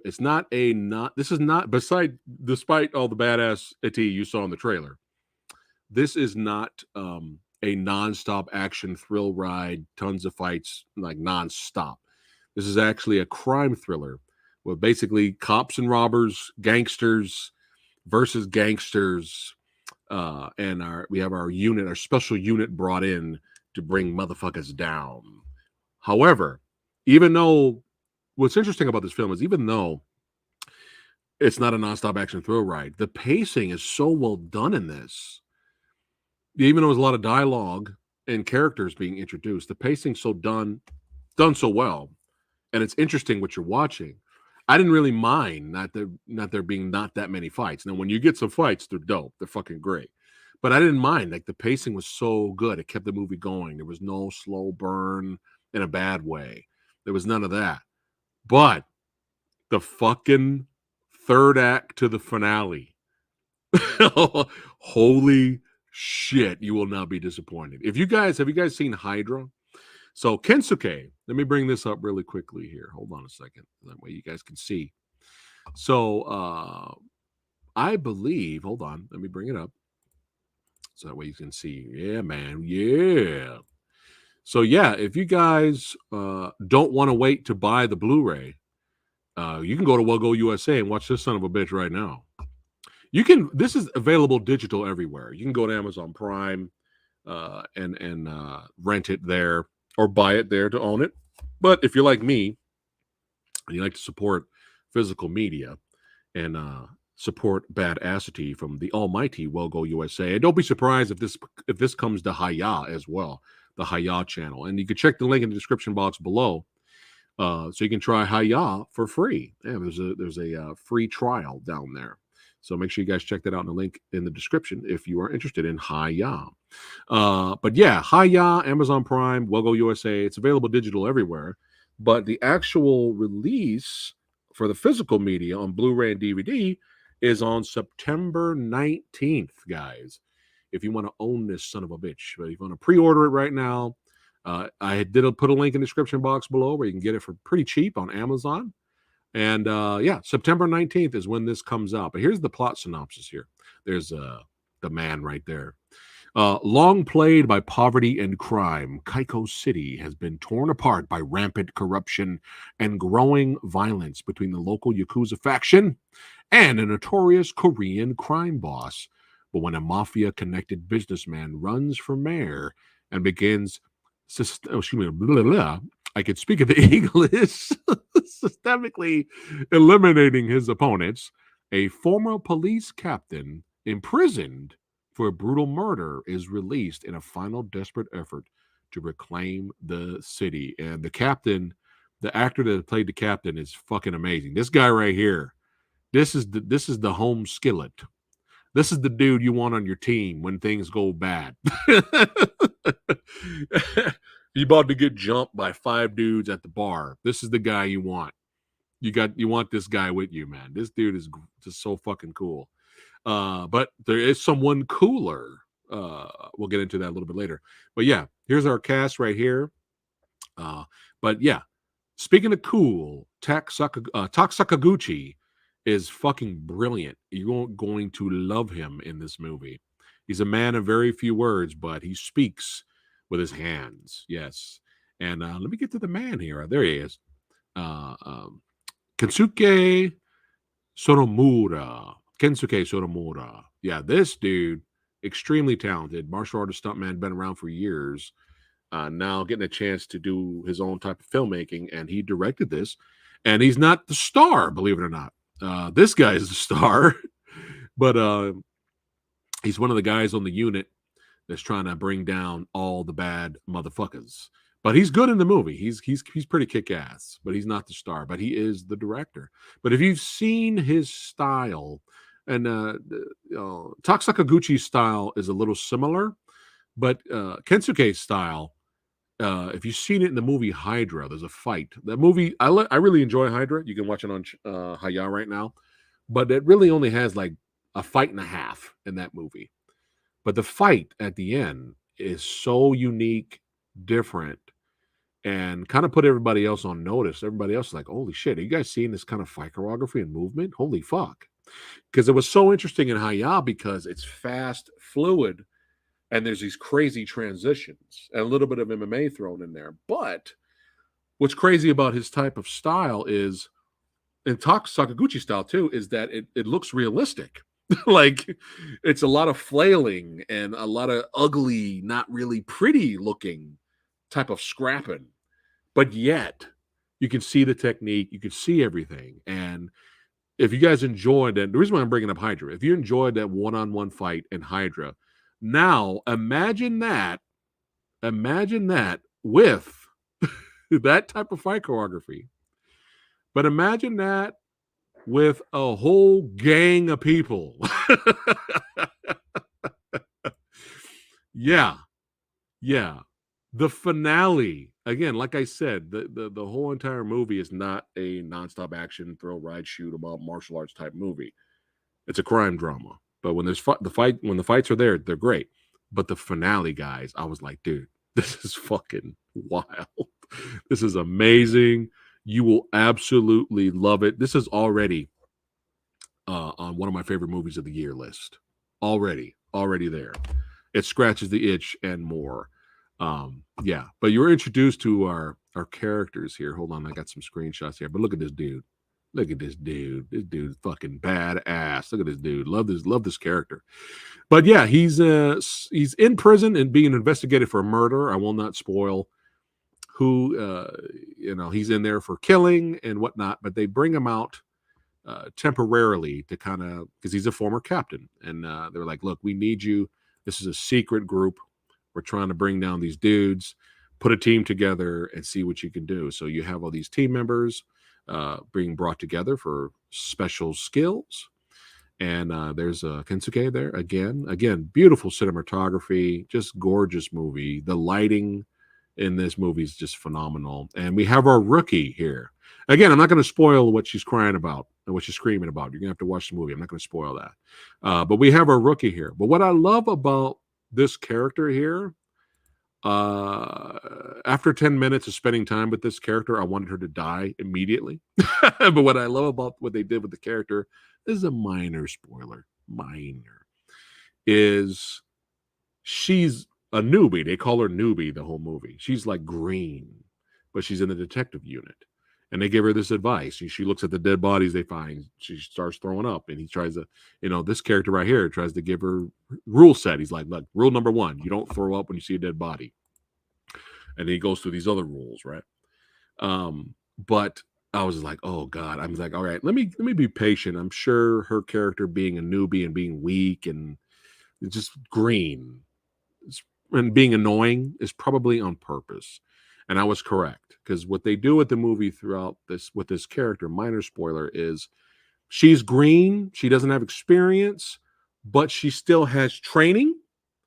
So when she needs to rely on the training and technique, it's there for her. She's not an expert at it, but she still has that training because she was so like, I don't know what I'm doing. No. Like, I was like, oh my God, how the fuck did you get the job? Like, how did you become a detective? Like, what is this? What the fuck is that? How did you get hired? Like, Jesus Christ. No. You know, I was like, oh my God. But when shit starts to hit the fan, you can see that she's still green, but she still has training. She went through the training classes. She earned the right to be a detective. She's just new at the job. But what I like about her character, without spoiling, just again, the minor spoiler is when shit gets worse later, a little bit later, they still keep her like not invincible. I thought that by the end of the movie, she was going to be taking on 100 dudes. Like, as soon as she gets her balls, she's like, I have my balls now. Fuck you. I'm not scared anymore. Let's fucking go, right? Gets the police stick, and then she takes out 100 dudes with no problem. I probably have an issue with that because I'm like, dude, you can't have her go from, what's in this coffee? You can't have her go from that to, I'm a invincible badass by the end of the movie. Like another movie that I've talked about here on the channel before with another female lead that I've talked about here on the channel before. I will not say, but it's of the sci-fi genre, maybe a little horror spliced in there. But in that movie, which everyone loves and sucks the dick of, that movie, the female lead character could not defeat one person. She could not defeat one person, but by the end of the movie, with an injured leg, she takes out 12 dudes, no problem. Didn't even get hit once. So yeah, luckily, this movie does not do that. And I really grew to really like at first I was like, die. I hope you die. But by the end of the movie, I was like, oh, okay, the character's growing on me. Oh, I see what you're doing there, movie. All right, I'm on her side. Yeah, let's go. Yes, that's how you're supposed to do it. Even if it was a male character, I still want the same thing, or a male lead. You can't introduce your protagonist and he can't win one fight, but then by the end of the movie, he's got an injured leg and he takes out 30 dudes with no problem. Fuck that shit, dude. Fuck that. All right. So luckily, they do not do that in this. But yeah, very well done. Some great suspense building. I enjoyed the characters. But dude, Tak Sakaguchi, I thought I had a picture of him in here, but I guess it's gone. But Tak Sakaguchi, again, like I said, this brother here, he's so cool. I love this guy. I love his voice too. But dude, Tak Sakaguchi is like fucking Jesus Christ. He's so good. He is so good. And you get a little bit of a dream match, a little bit of a short dream match between him and Kensuke. Yes. Yeah, just so good. But the finale, dude. It's so good. It's so fucking good, man. I was still energetic and charged when this movie was over. I may watch this again with Lady Fat Blood later today.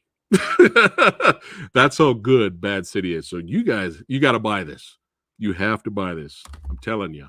I highly recommend it, man. I highly recommend it for sure. Let's see here. Still waiting on a Blu-ray release of I hope it happens. I have not, believe me, once I find out, I'll definitely let all of you guys know. There's another amazing martial arts movie this year, Eye for an Eye, The Blind Swordsman, that you can watch on Haya right now. But hopefully, like Bad City, we will get a release of Eye for an Eye. Yeah. But this is how you do small characters on the side. This is a perfect example of how you do it right. I'm surprised no one in chat is guessing the movie I was talking about. I'm surprised no one said anything yet. We still have time. Let's see if you guys can guess what sci-fi with a little bit of horror, spliced in there. Take a guess what movie I was talking about. The movie that everyone loves. That's better than the original.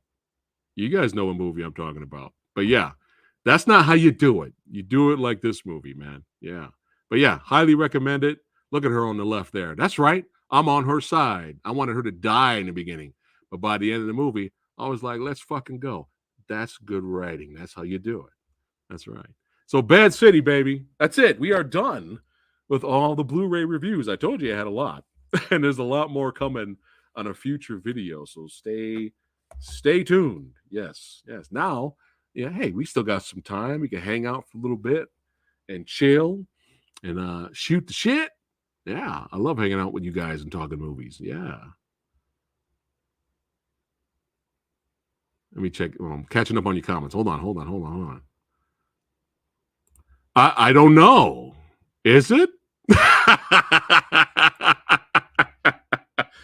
100% on Rotten Tomatoes, a better, higher score than the original Predator.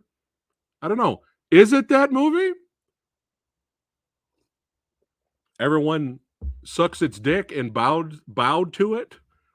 It's the greatest movie ever made. I don't know. Is that the movie I'm talking about?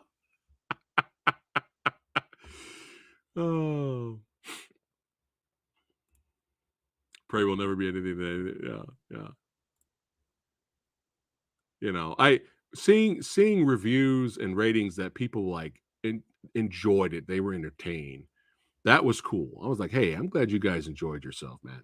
And there were some things I did like about Prey that I mentioned in our review. But there were people that lost their goddamn mind when Prey came out. I'm talking like, let's go attack others because they didn't like the movie. It's like, is Prey a Hulu picture worth going after other people and attacking them because they didn't like it? They didn't think it was that great?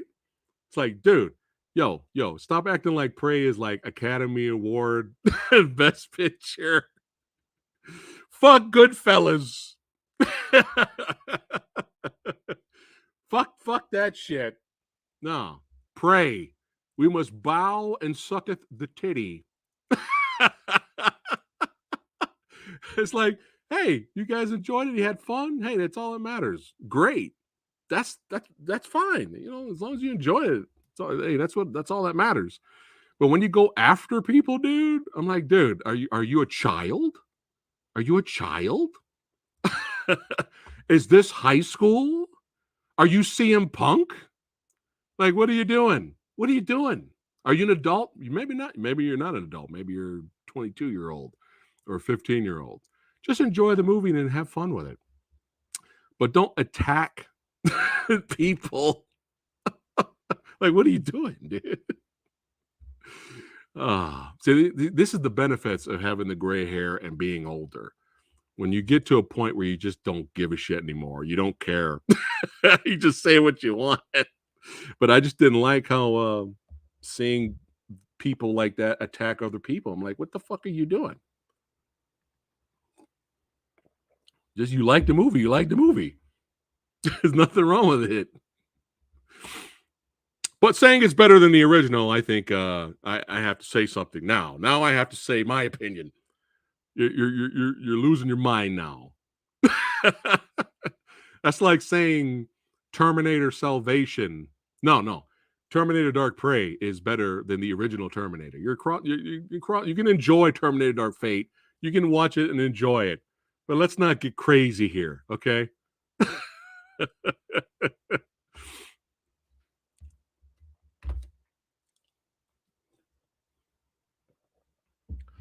See, now look, Gail right here says he liked Prey. He thinks it's the best sequel, but it's not better than the first one. There you go. Did Gail attack other people because they didn't like it? And it had nothing to do with the lead being a female. They just didn't like the movie. I don't think Gail did that. You know why? Because Gail's not a douchebag. Gail he's probably an adult, or at least he's level-headed youngster. Yeah, it's just a fucking movie, man. Chill out. Look, I already gave my thoughts on it, but you didn't see me go after Gail and shitting all over Gail for liking the movie. Jesus Christ.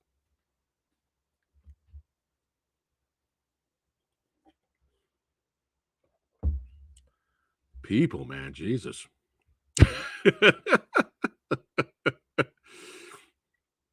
But like I said, I don't like shit like that, man. Even if it was a male lead, you know, when he can't beat Bob the Baker and he gets his ass kicked by Bob the Baker and doesn't learn anything new to become a better fighter. And then at the end of the movie, towards the end of the movie, he gets his leg injured, but then on Bach the Raid style, John Wick takes out 15 dudes with an injured leg. I got a problem with that. Gender has nothing to do with it. Oh, we got MK in the house. What's up, man? Hey, Phat, loved your Van Damme reaction earlier. Let's see. Let's see. Which is more blasphemous, saying Mortal Kombat Annihilation or Mortal Kombat 21 is better than that? Oh, my God.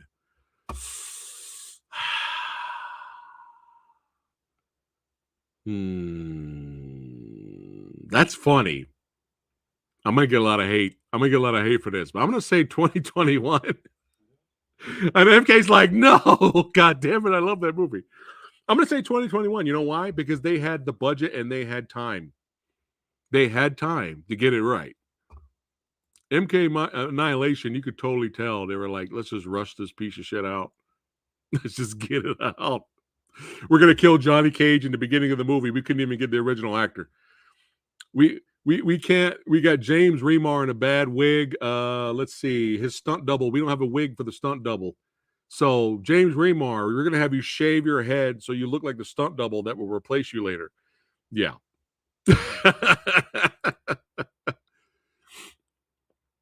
And like my review of MK, there's stuff in MK 2021 that I did like. I talked about it. Let's see. What did you think of the Song of the Bandits series? Was that the trailer you sent me? I think it looks pretty good. I think I saw it. It looks pretty good. Hopefully it's good.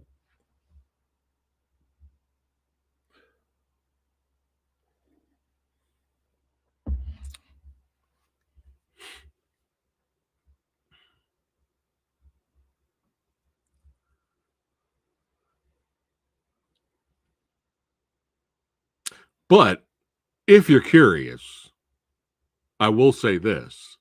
By default, I'd rather purchase Prey on Blu-ray and own it than Captain Marvel. There you go. There you go. That's the highest praise I could give Prey. I'd rather buy that and own it.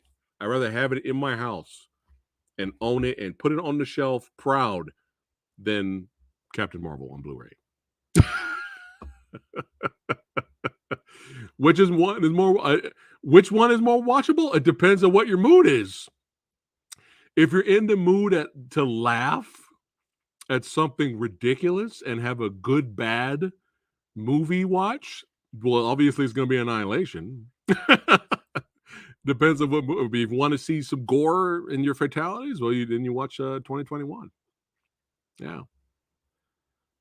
I would say the best way to watch Mortal Kombat 2021 is you watch the beginning with Scorpion and Sub-Zero, and then you just fast forward to the end with Scorpion and Sub-Zero, and then right after that, you turn it off.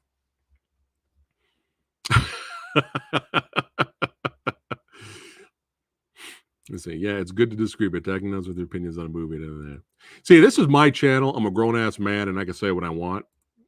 And I've been doing this for a long time, so I'm used to trolls and haters and shit. Like, see all this gray hair? I'm old. I don't give a fuck. I say what I want. I don't give a shit. But I'm still going to be passionate about my opinions and thoughts. But I would never, even Lady Fatblood, you see how she is sometimes. But I would never shit on somebody else's, like, if they liked it, then they liked it. It's fine. But I would never, like, go out of my way to attack anyone else for their opinions. You just agree to disagree. That's it. That's what adults and people who are not insane do. That's what we do.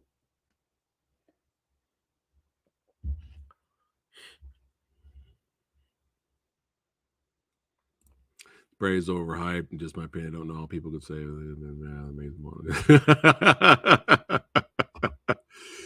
Well, you know, it's that new generation today, Kevin. I mean, a lot of it has to do with that, right? You have the new generation that probably never even seen the original, didn't grow up on it, and they just seen Prey. And then when they go back and watch the original, they're probably like, oh, it's all these buff, greased up guys. What's these stupid one-liners? This is cheesy. Most likely that's probably what's going on. I mean, that's like literally saying Alien Covenant. I know there's fans for Alien Covenant, but that's literally saying Alien Covenant is better than Alien and Aliens. Are you insane?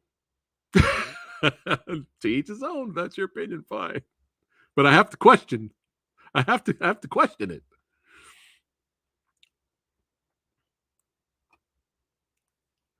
Oh, Sean, you haven't seen my review, have you? Hey, we can agree to disagree, brother. But even if you love the movie, you got to watch my review. You will laugh. You will laugh. MK is the connoisseur. Hold on a second. I had some people said Prey was better than the original with Arnie. Yeah.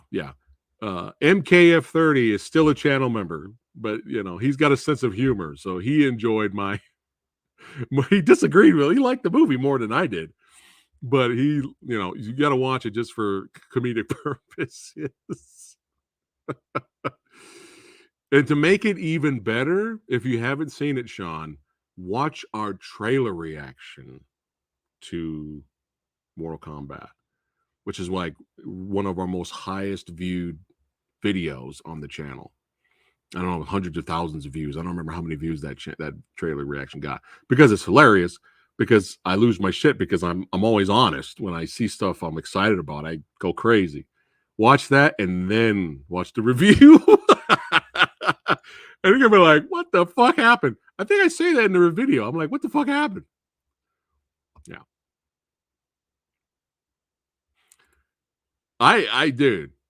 Dude, I love Predator 2, man. I love Predator 2. I think the debate was Predators and Prey, which one was better? I think majority of people picked Prey over Predators, but I don't know, man. I don't know. I have my issues with Predators too. There's some issues in that movie too that I have problems with. But in terms of rewatchability, I don't know. I think I would probably watch Predators more than Prey.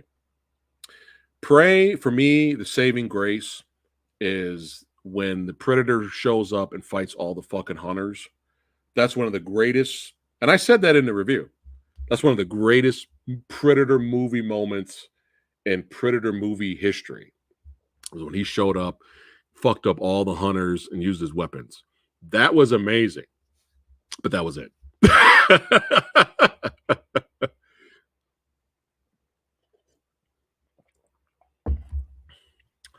Let's see. I'm from the new generation, early adult. I did not grow up with OG Predator, so I watched Prey first, liked it, then saw OG Trilogy, and I preferred the first one as the best. Wow, look at that. See? Wow. Look at that. There's hope. There's hope for the future.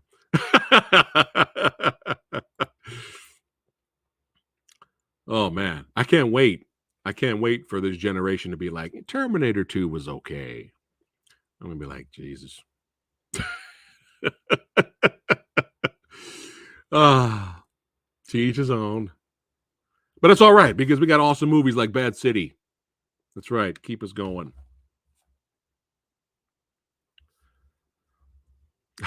And then we can go back in time to older movies for our enjoyment, like Taxi Hunter. You'd pick the Predators. I think also in our Prey review, I did say that this was by default better than The Predator, which was a travesty. And yeah, that was fucking.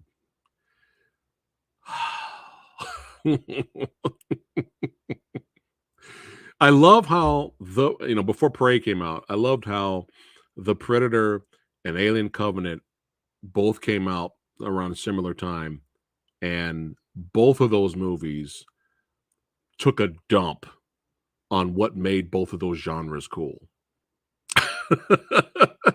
I was like, how convenient. Yeah, like at least Predator fucked up. All right, at least the Alien franchise could get back on. No, they fucked up too. Oh, they ruined it. Oh, great. Oh, let's see. Which do you hate more, the Predator 2018 or AVP? God damn. Yikes. Ooh, this hurts.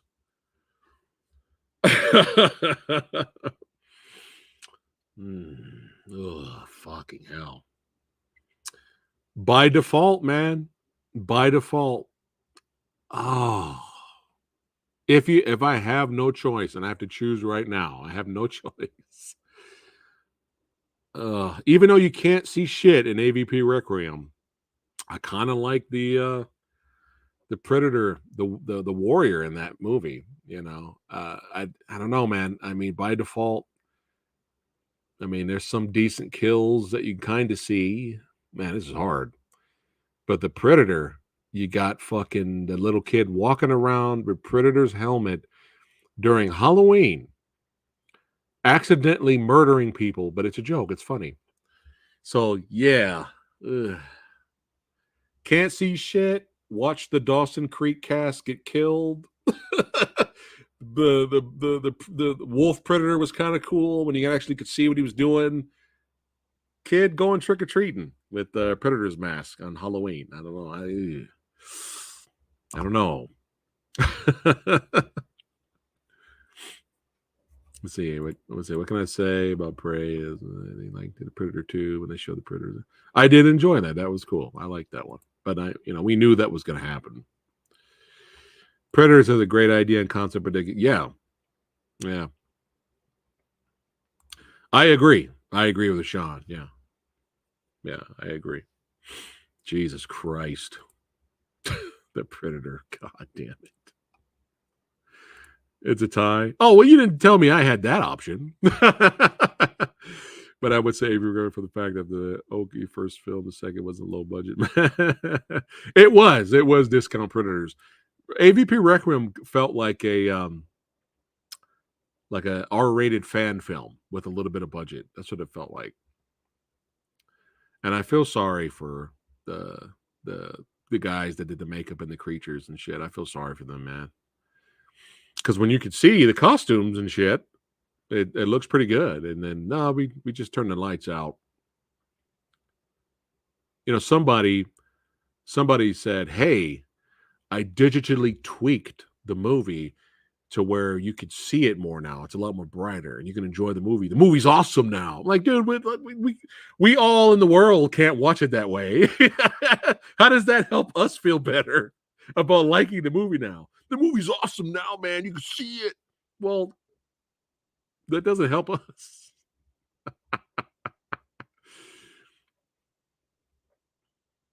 The ultimate hybrid predator. Well, you mean an AVP? Yeah, the design was cool. If you guys look up images, there's behind the scenes stills, and you'll see a still of like a photo they took of them fighting on the roof. But the lights on, you could see both. You can see the predator fighting the alien predator hybrid, and they both look great. Now turn the lights up. We don't have confidence in our suits because they may seem too low budget. So we're gonna just put the dark filter over it, hide it. Let's see. We finished DS9. Yeah, we finished it. Yeah, we've been wanting to do a video on it, but I don't know how the fuck are we going to do that. Talk about a whole show, but it's just finding the time to do it. But we wanted to talk about it. We loved it. We loved it, man. It was good. It's great. I wish I was a Star Trek fan earlier. Star Trek's fucking boring, man. Fuck Star Trek. There's no glowy sticks in Star Trek. Go fuck yourself, Trekkies. That's how I was when I was a teenager. Now I'm like, wow, this is some adult shit. When I watched Star Trek Deep Space Nine, I was like, wow, this is adult shit. We are at war. Wow. Like I didn't know this show was like this. Let's see. Oh, you started watching Voyager. All right. All right. I've never seen Babylon 5. I mean, think about it. If I'm not watching Deep Space Nine back then, I probably wasn't going to watch Babylon 5. Good news, though, Reza. And, you guys are extremely lucky. But all you Babylon 5 fans out there, you guys are getting a remastered Blu-ray box set coming. You guys are lucky because, unfortunately, Deep Space Nine will never be in HD. And unfortunately, it looks like shit. Yeah, Lady Fat Blood bought like this third party, kind of a legit DVD box set release, and it does not look good at all. And one of the episodes was kind of fucked up, so we had to go to Amazon. No, we went to Paramount, and we paid for the episode that didn't work on the disc, so we can see the episode, because this was like an important episode. We were getting close to the finale, right? So we're like, fuck it, we'll pay the $3 to watch the episode. And even on Paramount, the episode looked like shit. And it just sucks. It sucks. We'll never get those remastered, Like, you got to remember, they still had the film for the original show. That's why those came out in Blu-ray. Star Trek, for many years, was thought the actual film they used was thought to be, the tapes were thought to be like, you couldn't really do anything with them. But they found the tapes, the original film, were able to remaster it. And that's why you have Star Trek Next Generation on Blu-ray with the updated special effects and stuff.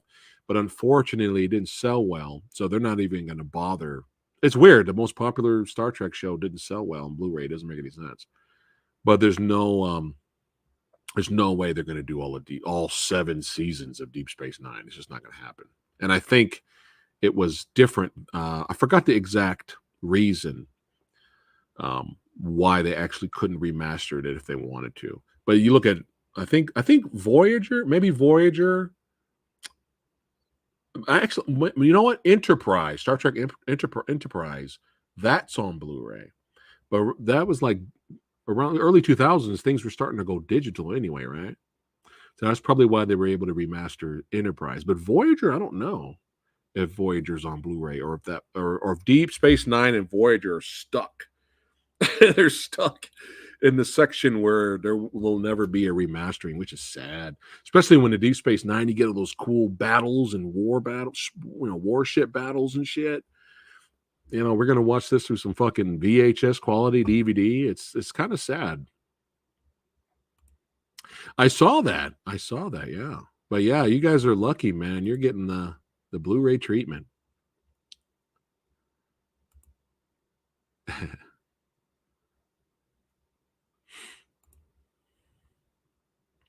I have not. I'm kind of behind on everything The Boys, really.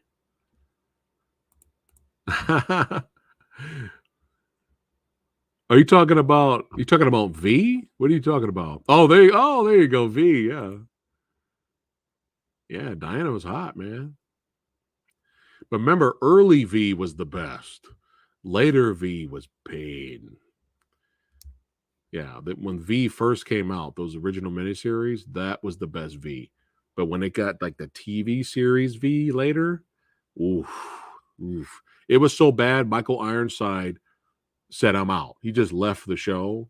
So there's an episode, you watch the first couple episodes, Michael Ironside's there, he's a regular. And then all of a sudden, the show, I don't know if it was around Christmas time, but the show ended with Michael Ironside in a Santa Claus suit. So just picture this. Michael Ironside with a beard going ho, ho, ho, ho, ho, ho, ho, ho, to some little kids to cheer them up.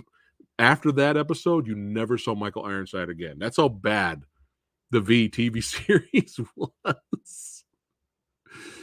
Oof. Spoilers, I think they killed off Robert Englund too. They just killed him off. I don't know if he wanted off the show and he just said, just kill my character. But yeah, the TV series was puke. But I could see people being, fans for it. They got to collect everything V.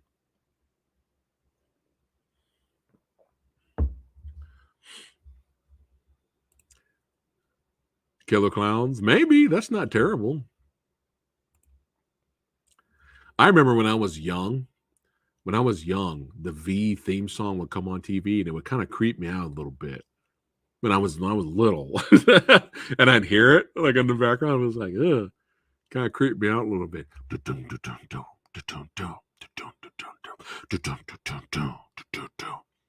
Yeah, classic '80s, man. You know, I heard about the new when they brought it back. I was curious about it, and then it just disappeared. Let's see, season Star Trek, Next Generation, 3 seasons of Picard films. It's being called Picard. Oh, all right, that's cool. They killed Willie. They killed Martin the Good Alien. Yeah, yeah. They killed them, or we didn't have enough budget to keep them on the show, or they wanted off. So it was either way. But all I remember, Michael Ironside as Santa going ho ho ho, and that was the last time you saw him. Like his character didn't like die; he just disappeared from the show. You know, I always was curious about Farscape. I've never seen Farscape. I've always been curious about it. Because it looked interesting with the puppet aliens and stuff. Like I always for like a small part of me wanted to go back and watch it recently. Excuse me. But I mean that's awesome. I thought Farscape was on Blu-ray already. But right now we have transitioned to the Highlands. We're watching Highlander TV show right now. That's what we're watching every night.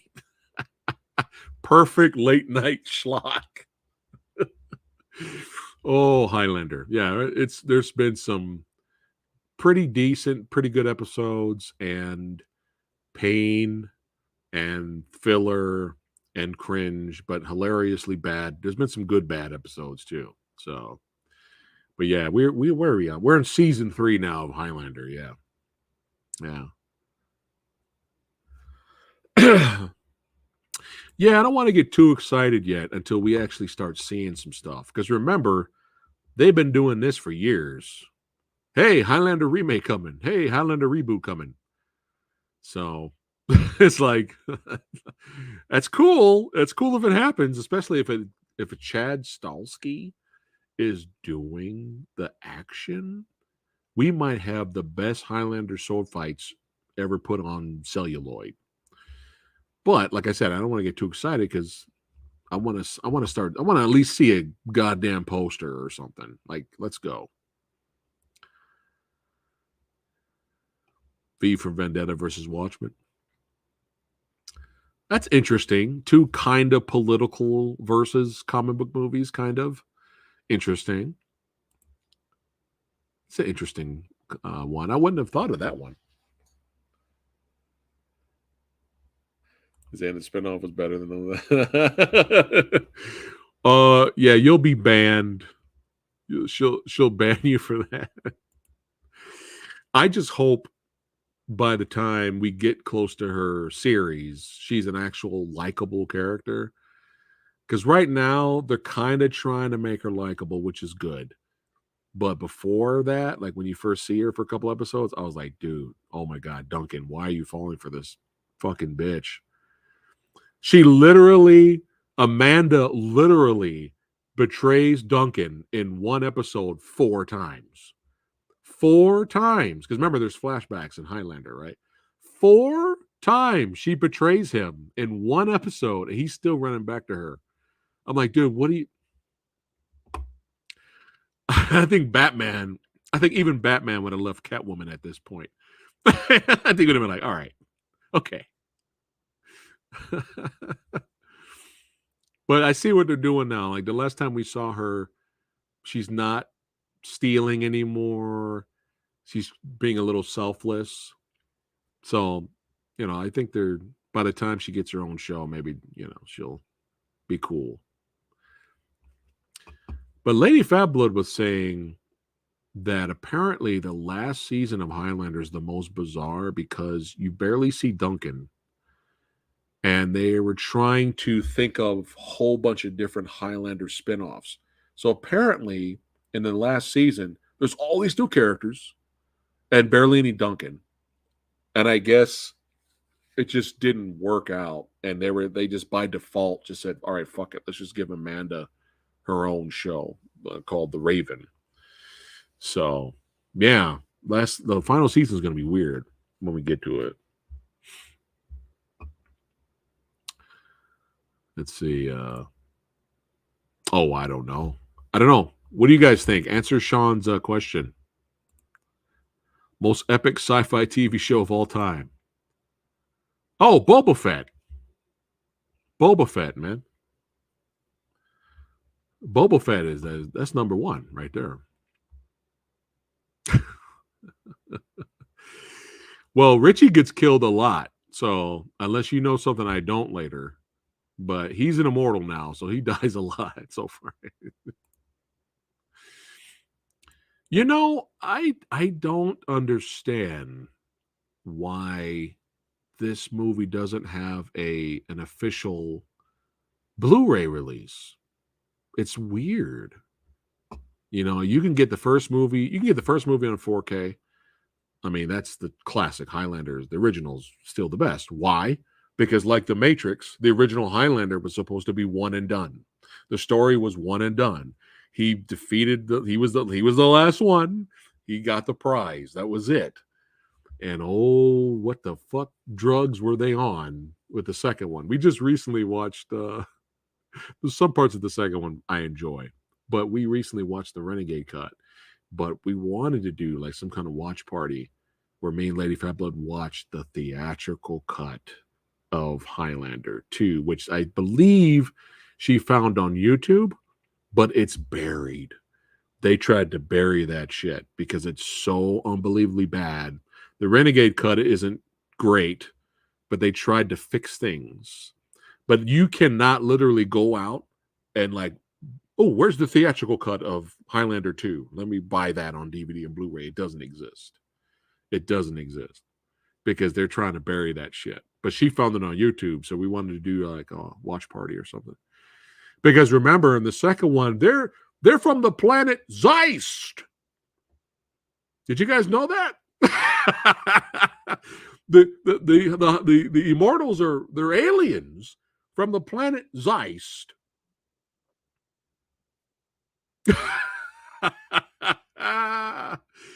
The only great thing, I mean, we love Christopher Lambert, but the only great thing about 2 was Sean Connery was hilarious, and Michael Ironside was a fun villain. Looked like he was just came out from being a metal band lead singer. And there were some funny moments. And there's entertainment to be found in Highlander 2. Like I could see the Renegade cut.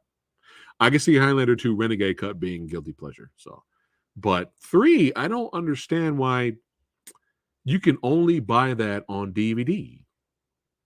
Like, I don't understand. I think I might have found it on Blu-ray.com. Like maybe it's some German release or some like bootleg release from another country. But that's the only version I found. And I'm just like, dude, I don't understand. Like, it's so bizarre. And the fourth one, I don't know if the fourth one's on Blu-ray either. Oh. Which car scene? You talking about, Jones? With Michael Ironside? That was funny. Yeah, that's what you're talking about. But let's see. Wasn't there a final movie with Lambert and yeah, well, it was RuPaul. What? What? You talking about Adrian Paul Duncan? I was like, what Highlander movie did you see? I was like, oh my God. RuPaul as Highlander. Yeah, that was the fourth one. We wanted to do some kind of ranking video. We still might actually, me and Lady Fat Blood, but we got to bring the Cranky Critic with us because he's a big Highlander guy. And we want to do like a Highlander films ranked. But this is another reason why I can't get excited yet for Henry Cavill and Chad Stahelski. I can't, because the Highlander franchise has been cursed. Let's be honest. It has been cursed. They don't know what the fuck they're doing. How's Mythos from Highlander? Did he finally lose his head? We haven't got to Mythos yet. We just started season 3. There you go, Adrian Paul. Yeah. Whatchamacallit? I think we did a review on it, Kevin. Didn't we review that? Is it really that bad? I thought we reviewed LXG. I thought. Unless I reviewed it with somebody else on somebody else's channel. But I thought you'd have to check the playlist if we talked about it. I absolutely hated LXG, and I thought it was an embarrassment the first time I watched it. And then when I revisited it 5 billion years later, it actually kind of grew on me. I actually appreciated the good parts of the film, you know. But it's a mess. It's definitely a mess. No, don't do it. Don't get excited yet. Highlander franchise is cursed. It's cursed. Okay. The second movie, they were aliens from the planet Zeist. Okay. The third, there's no continuity. The third movie, the first movie, he killed Kurgan. He won the prize. That's it. That's a wrap. Second movie, they're aliens from the planet Zeist. That, you know, and then he kills Ironside. So spoilers. So now he's the last one. He has the prize. Whatever the fuck. Third movie. All right. We forgot about the last movie. So now Lambert has a kid with him. It's entertaining. Don't get me wrong. Highlander 3 was entertaining. And it's, you know, Mario Van Peebles was having fun. But at the end of that movie, again, that came out in the theater at PG-13 and it bombed. I was there. I took my parents. Picture this. Sound like fucking what you call from Golden Girls. Picture it. My parents knew nothing about Highlander at all. They didn't know what it is. I saw the TV spot because I saw that shot where Lambert was swinging and Mario Van Peebles was swinging and they were like clash swords and it was like, bah, the sword shatters and Highlander, the final dimension, whatever the fuck that means, right? Highlander, the final dimension. Were they from the planet Zeist also? Anyway, and I took my parents to see that. Now imagine if they don't know the Highlander lore. They're probably like, why did someone get their head cut off? Wait, why are they sword fighting? Why did somebody get their head cut off? And why is electricity and lightning like why is he screaming? What is happening? I didn't even bother telling them what it was like, what it might be about. Like I said, hey, let's go see this action movie. You like Christopher Lambert, Dad? Yeah. And they're like so confused. But yeah, I remember in the theater, because it was PG-13, no decapitations, nothing. And that movie bombed. And then when it came out uncut, R-rated, you were finally able to see all the decapitations. I think you saw a little bit of nudity with the DVD. But I don't know why that's not on Blu-ray. It's weird. The Highlander anime. Oh, my God. The horrible cartoon. Jesus. Oh, my God.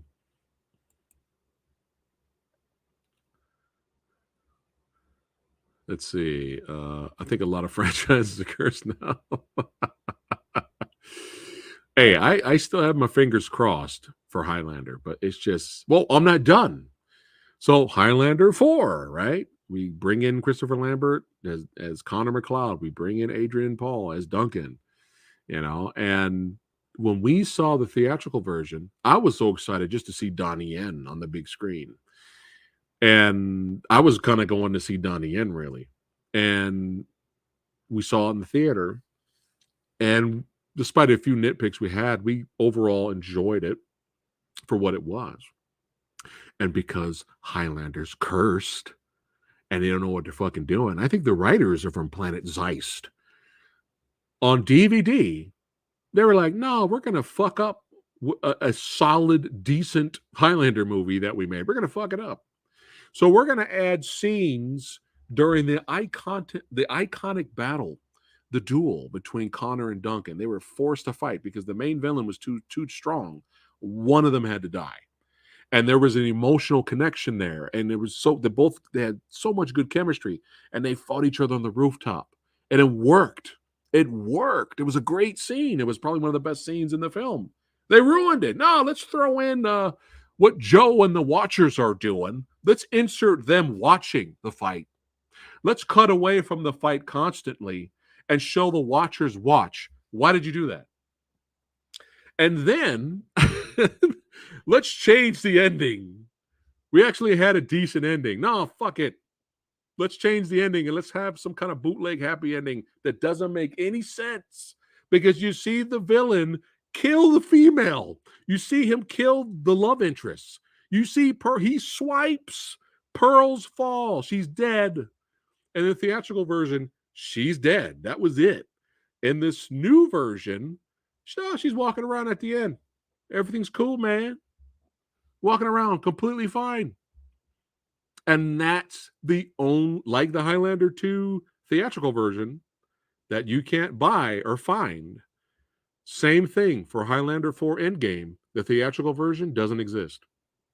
Doesn't exist. You can only buy their fucked up, horrible bullshit scenes added for no reason, ruining the ending to give it some Disney ending version. That's the only, like, I'm telling you, the Highlander franchise is cursed forever. And then it gets worse because you guys are forgetting about the source. Highlander the Source came out, which makes Highlander from planet Zeist look like John Wick 4. Okay?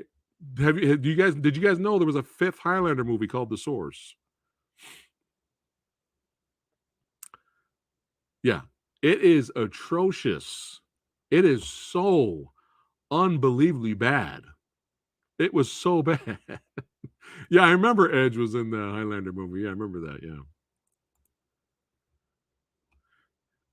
Yeah, this was his debut, American debut. He's one of the immortals in there. He has pretty solid fight with Duncan. Pretty good fight. But yeah, in this new, Highlander 4, whatever was the new, whatever the fuck this new version is, Donnie Yen gets killed. The love interest immortal chick gets killed, and I wasn't happy about Donnie Yen dying, but whatever. But no, in this new version that is the only one you could buy, Donnie Yen dies, and she's just walking around, going shopping. Fuck you, Highlander. Fuck you. But yeah, Highlander the Source is atrocious. Highlander the Source in finale fight is one of the worst fight scenes I've ever seen. Duncan, Adrian Paul, who's actually a legitimate martial artist, I'm starting to think the more Highlander TV show I watch, I'm starting to think he's a very underrated 90s martial artist. Like, he's using all kinds of weapons. I'm kind of starting to think he's underrated 90s martial arts guy. But he fights the main villain at the end of Highlander the Source. Again, there's no continuity. There's no, you're the last one, you get the prize. No, now it's the Source now. So now instead of being aliens from planet Zeiss, they're from the Source. Fuck you, Highlander. And it's one of the worst fight scenes I've ever seen in my life. Go ahead and watch it. Go to Highlander the Source on Tubi and go just forward to the end fight. It's one of the worst fights I've ever seen. It's embarrassing. It's so bad that the character of Mythos, very popular show character, which I haven't seen yet, but Lady Fatblood knows about him. He literally shows up in one scene in the Source, says dialogue, and then fucks off, and you never see him again. That's how bad the Source is. And Joe, one of the most, spoiler alert, because it doesn't fucking matter, Joe, one of the most beloved side characters, one of the Watchers from the show. I like Joe now. But I think he just gets killed off by the villain in the Source. It's so atrocious. Oh, Frank, what's going on, Frank? After watching your show last night, I saw Red Belt and it was great. Yay! I'm glad you enjoyed it, man. I'm glad you enjoyed it. I hope you had fun watching the hilariosity of last night's episode. If you guys missed it, we reviewed Cherry 2000 and Red Belt yesterday. So check it out. It's whether you love both movies, watch it. Whether you hate both movies, watch it. It's hilarious. But you'll enjoy that one. Let's see.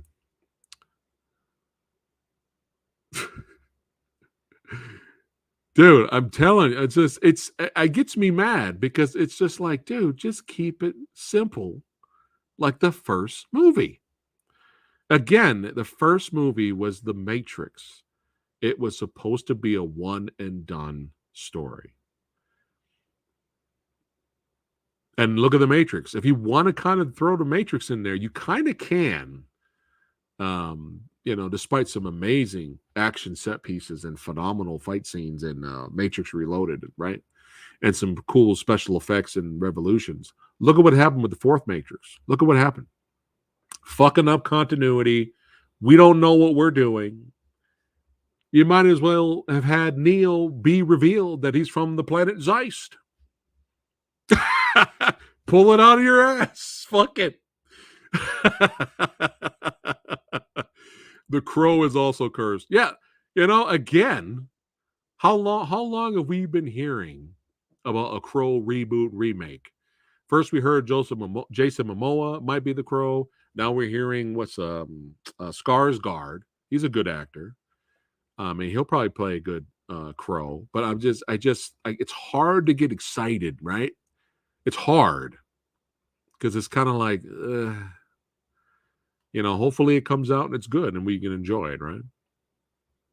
Jurassic World Dominion. Oh. Joe was the disabled dude, but he was like badass. He had his own jazz club and he was like a real musician. He was great. When you get to Bar Musician Club Joe is great. When you first get introduced to Joe, I was like, go home, Joe. Every episode Joe showed up, I was like, go home, Joe. Because he was so useless. I was like, dude, what are you doing? But now Joe's pretty cool. Now, I think it's Charlie. He literally left with some chick. They introduced this love interest. And then he just left. He's like, I'm going with her, Duncan. And he hasn't been back. And I'm like, did they really just write Charlie off like that character? Just like, all right, I'm out. Like, what happened? I'd be surprised if Charlie comes back, to be honest. That was weird. That was very strange. But, oh, God. This is fun. I hope you guys are enjoying the rant. I hope you're enjoying this rant. I'm going to find the main villain of Highlander the Source.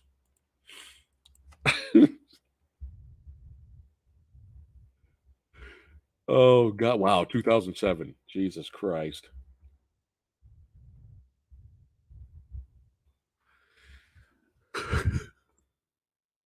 Let's see if I can find him.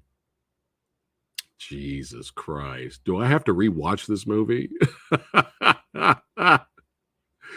We haven't seen this movie in years. Do we have to do a watch party of Highlander the Source? Oh, I'm trying to find a good picture of him. Oh, God. What? Oh, let's see. The photo doesn't do... What the fuck is that? What the... I'll use this one. This photo does not do him justice because you have to see how he acts and how he talks in the movie. Here we go. I got it. I got a good one. Hold on. I'm gonna upload it in StreamYard.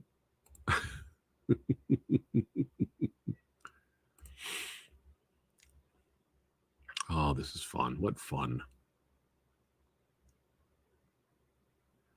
Let's see, where are you? Oh, hold on. I'm in the wrong place.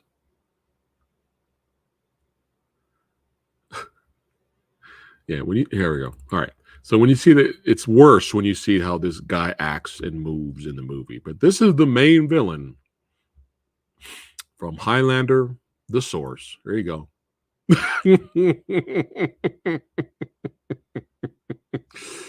Yeah. Badass. Yes. And I'm trying to remember when you're introduced to him, he's fighting Duncan, and I think Duncan knocks him far back. So he's flying back.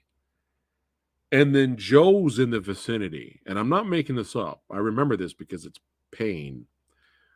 While he's flying, he gets knocked back. So he's flying in the air like, woo. And he's flying back. And he looks and sees Joe. I think he screams while he's flying back, "Hello, Joe!" I'm pretty sure I am not making that up. "Hello, Joe!" Yeah, I don't think I'm making that up. I think that actually happens.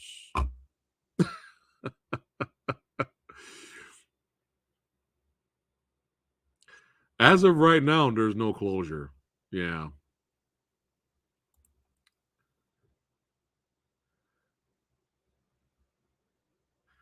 Well, Kevin, this would be a good decision. So hopefully they make a good decision with the Jurassic franchise. Hopefully.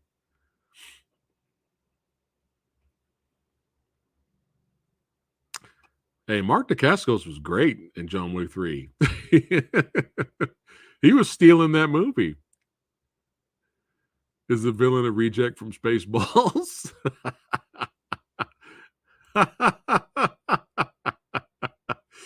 Oh, nice. You watched Accident Man too. Nice. A movie with great fight scenes, unlike the end finale fight from Highlander, the source. I would love to show you a clip from that fight, but copyright, so come on. Highlander's not dead. What are you talking about? Henry Cavill and Chad Stahelski is going to save Highlander. He's going to save this franchise. Every movie that comes out, they're like, fuck the continuity before it.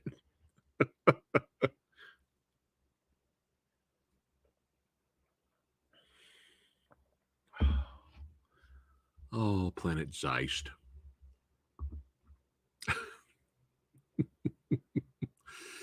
I'm surprised no one's asked me yet why Sean Connery is still around in Highlander 2 when he got his head cut off from Kurgan in the first movie. Shh. They don't care. They're all on drugs. The writers are on drugs.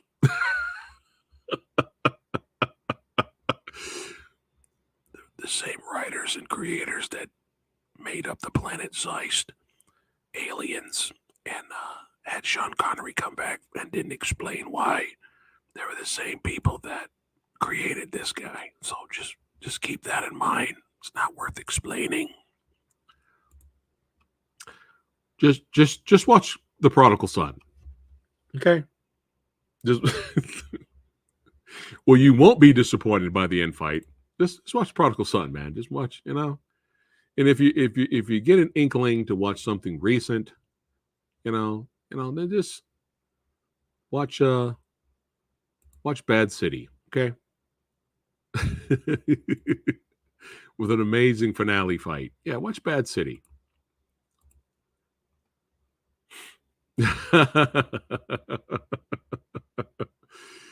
Let's see. What was that movie where the guy gets shot like 10 times in slow mo? Oh, was that like from India? I'm not sure. Oh, I want to see the rest of that movie now, dude. If you could bring Sean Connery back from the Planet Zeist, you might as well bring Kurgan back. Come up with some magic, occult, evil. They summoned his spirit, whatever the fuck. Bring back Clancy Brown, one of the coolest villains in history. I mean, you might as well at this point. No, you get ideas, guys.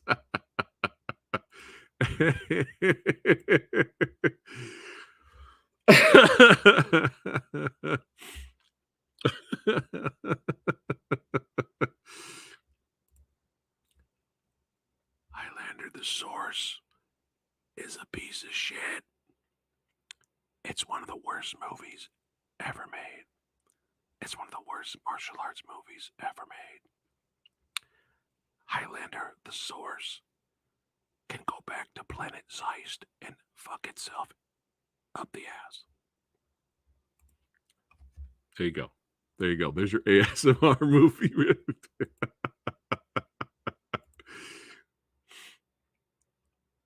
Dallas Highlander 1 was a dream sequence. Oh, it's Turkish. Okay. It's Turkish. I've seen Turkish Star Wars. That was a mind fuck. He looked like a demonic. Yeah. Dude, fucking Kurgan, son. Oh my God. That's why I got Lady Fat Blood that Kurgan shirt. I always wanted the Kurgan sword to hang up somewhere in the house. But there were so many like knockoffs. Fucking Kurgan, dude. So good. Plus the Clancy Brown's voice and the way he acted and the one-liners. I mean, it's so memorable. That's why that first movie is still a classic. It's still, one and done. They had that amazing sword fight on the rooftop next to the neon sign that was collapsing. Then they end up falling down and they find that they're fighting this open, large warehouse. I mean, dude, come on. But we gotta milk that teat. We gotta milk that teat and come up with some shenanigans and try to keep the sequel going.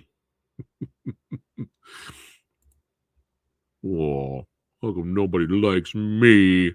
How come no one likes me? I'm the main villain. You're supposed to like me.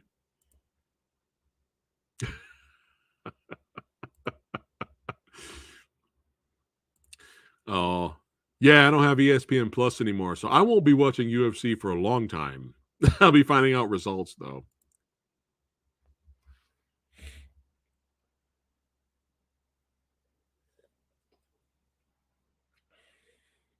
That's it. I'm making t-shirts now. Kevin, we're making t-shirts. We are from the planet Zeist.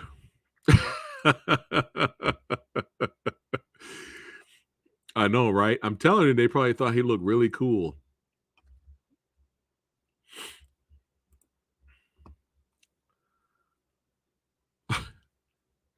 You know what else kind of became like an inside joke? Every time Connor says his name, it's time to fuck. I don't know if you guys noticed that, but in Highlander 2, he was like, meeting Virginia Madsen. I think they were just together for like 5 minutes, and that he gets his powers back. You get an action scene, and then he finds her, and all he does is just looks at her, and he goes, "I'm Connor McLeod from the Clan McLeod." That's it. Fucking right there. Just start fucking. That's it. And I think in Highlander 3, that happened again. He just said his name. He just started fucking.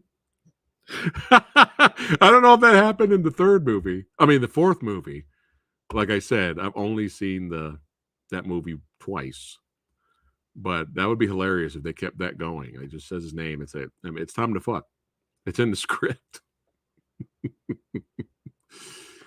Who do you think has more badass, deeper, intimidating voice? Clancy Brown? Probably Clancy. Ironside's got a great voice. But Clancy, man, I'd rather burn out than fade away. I mean, the way I would say Clancy. Ironside's great, though. It's just funny because he's the next main villain in the second movie. Oh, man.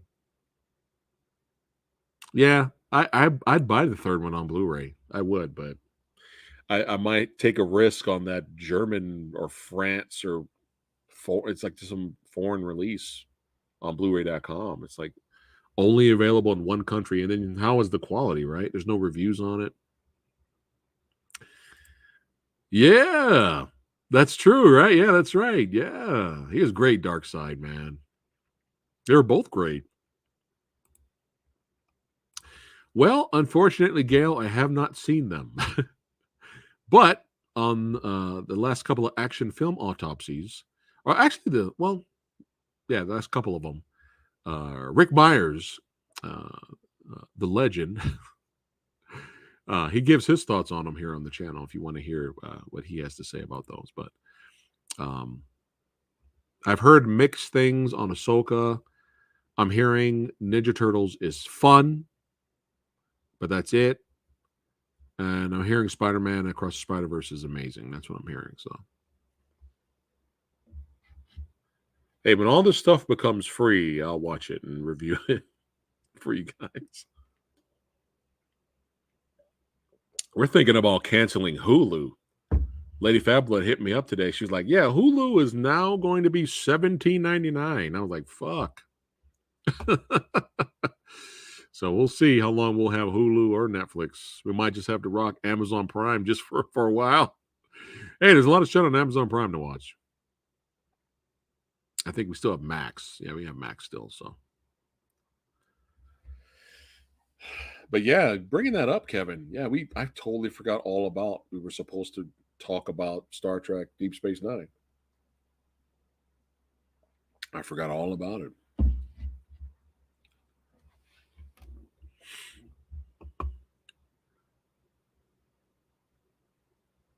I'm sure I'll have fun with TMNT. I don't think I'll hate on it. I think hopefully I'll enjoy that. Nostalgia will kick in, so we'll see what happens.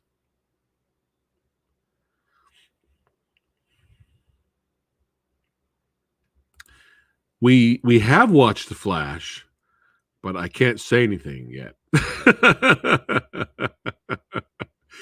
I cannot say anything. You're gonna have to wait, sir. But we will definitely talk about what we really enjoyed about The Flash and what we were like, ooh. You have to stay tuned for that one, my friend. Yeah, we have to do that together.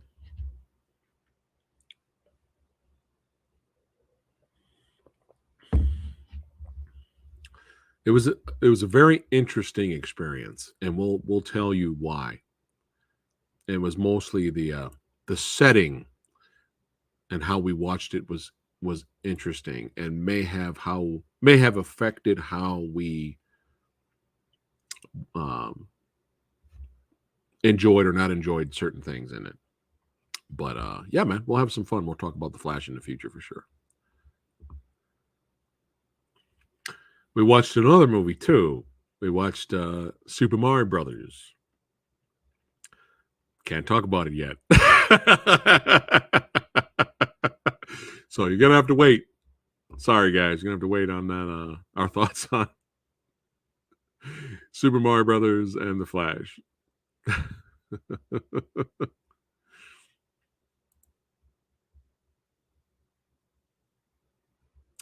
We've been again, like we said last live stream, me and her were hanging out and talking vampire movies. If you guys have not seen us talk about vampire films recently, you need to watch it.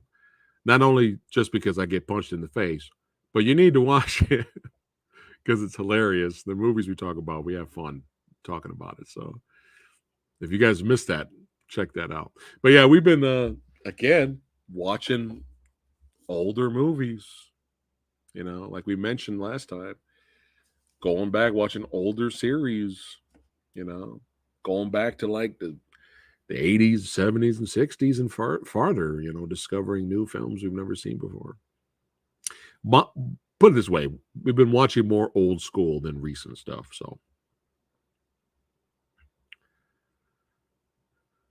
but I'll tell you this, Bad City. That's some badass recent shit right there.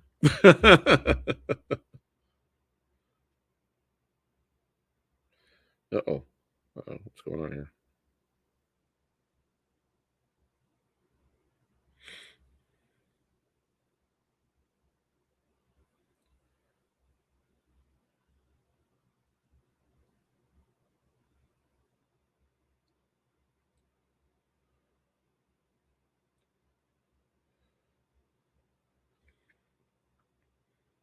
But we didn't get a chance to see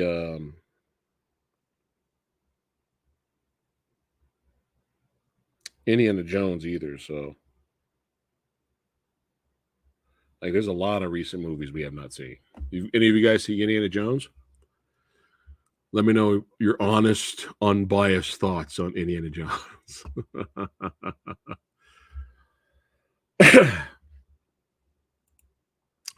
I think by default, me and her will love The Hidden. So, but no. Like I said, I just want to rather buy the Blu-ray whenever I get around to it in the future. So, I have not seen the Thanksgiving teaser trailer. Gail loves Soka so far, but he understands the issue because to get the full context, you need to watch Clone Wars and Rebels. And as someone who did growing up, I'm enjoying it. Okay. All right. That's a lot to catch up on, though. I've seen all of Clone Wars, but not Rebels. I've not seen Rebels. But now I don't have Disney Plus anymore, so it's all good. I'll have to find out from you guys what you guys thought about the show. And I'm sure Rick will tell me next month on next month's action film autopsy episode. I'm sure Rick will let me know.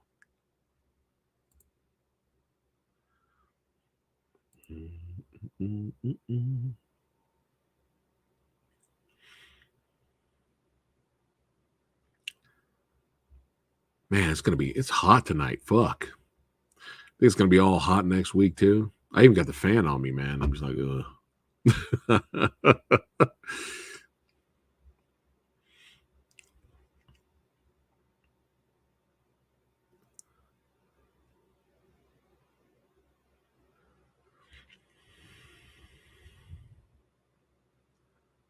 Is any movies coming out this weekend? Anything decent coming out? Has anyone seen Equalizer 3 yet? That came out last weekend, right?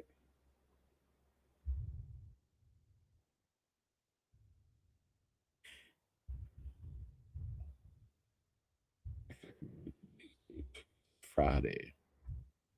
Let's see what we got here. Oh, The Nun 2 is out, right? Is anybody going to see The Nun 2 or have seen The Nun 2 already? I'm trying to find out. The Nun 2, My Big Fat Greek Wedding 3, Equalizer 3, Barbie, Blue Beetle, Ninja Turtles, Gran Turismo. What else we got here? Meg 2, Strays.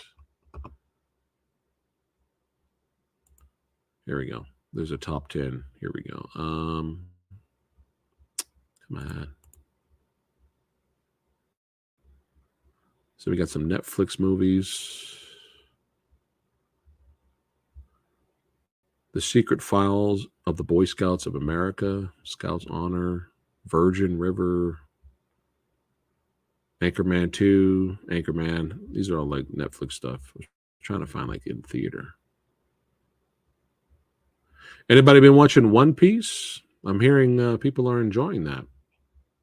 I guess nothing major is coming out this weekend.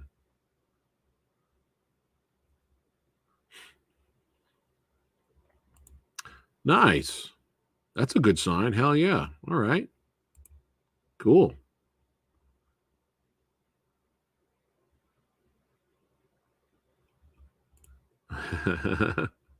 Meg 3 Sharknado returns. Yeah, this light is so bright. Jesus. There you go. I was a albino there for a second. Meg 4.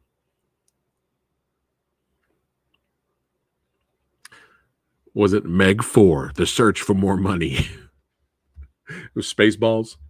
The search for more money.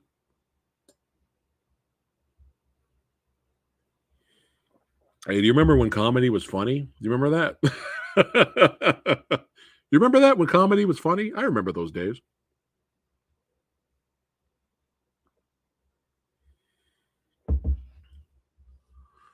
All right, here we go. One Piece is great. The first good live. All right. That's good. That's good to know. Let me know how it ends, though, because they can always fuck up the ending. Yeah, keep me in the loop.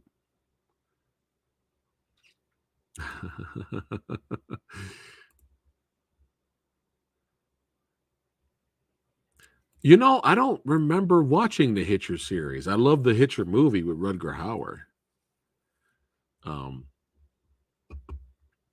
Yeah, I love that movie. But I remember there being a series, but I don't remember watching it, though.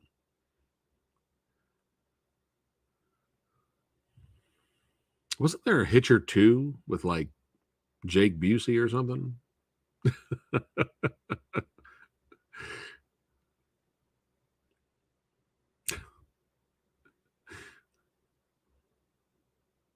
Help me think of a third member berries movie that most likely we can find somewhere on streaming, but not have to go to the theater and pay for. So think about it. Super Mario Brothers.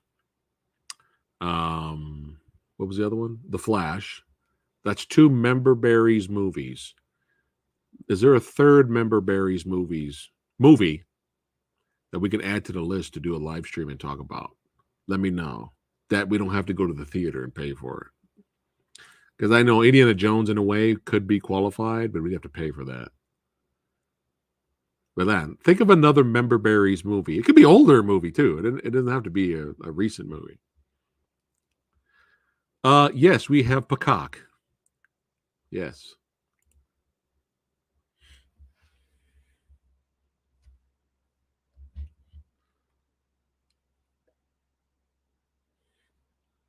No, I'm a lot of coffee.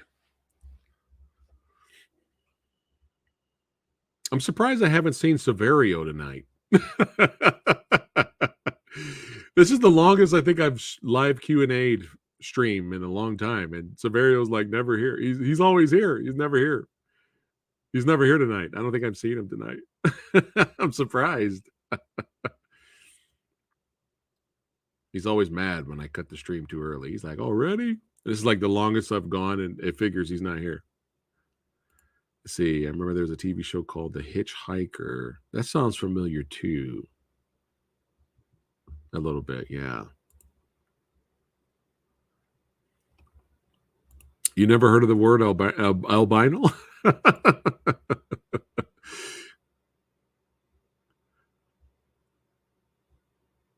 I thought there was a Hitcher series too, though. Now you got me curious. You know what? Let me bring up IMDb really quick. Let's see if there was, just for shits and giggles, let's see if there was a Hitcher series, just for the hell of it.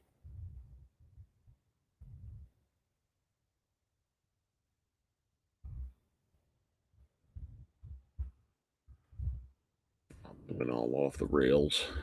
Let's see. Hitcher 2, I've been waiting. 2003 with Jake Busey. Yeah, I'm not seeing a show. So maybe it was. Maybe I'm thinking of Hitcher, the sequels. Hitchhiker. Let's see.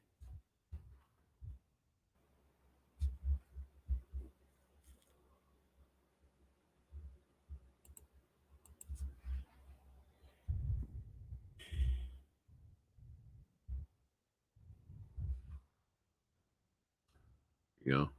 Hitchhiker. 6 seasons. 1983. Wow. Let's see. A young hitchhiker introduces characters who are about to experience a frightening and sometimes supernatural incident of some kind in this moody anthology series. Wow. So it came out on HBO, and then First Choice, then USA Network, and then there's another couple. Wow. Let me see if I can find some images here. Okay, now this looks familiar. Let me show you what I'm looking at here.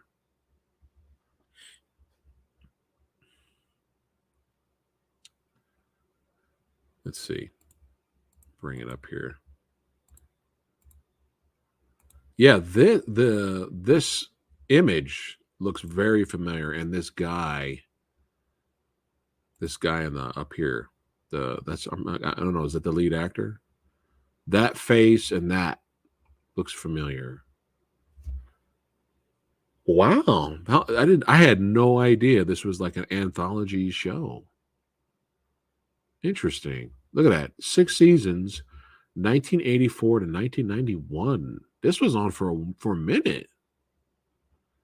Wow. And now we're in the Hitchhiker's Guide to the Galaxy now.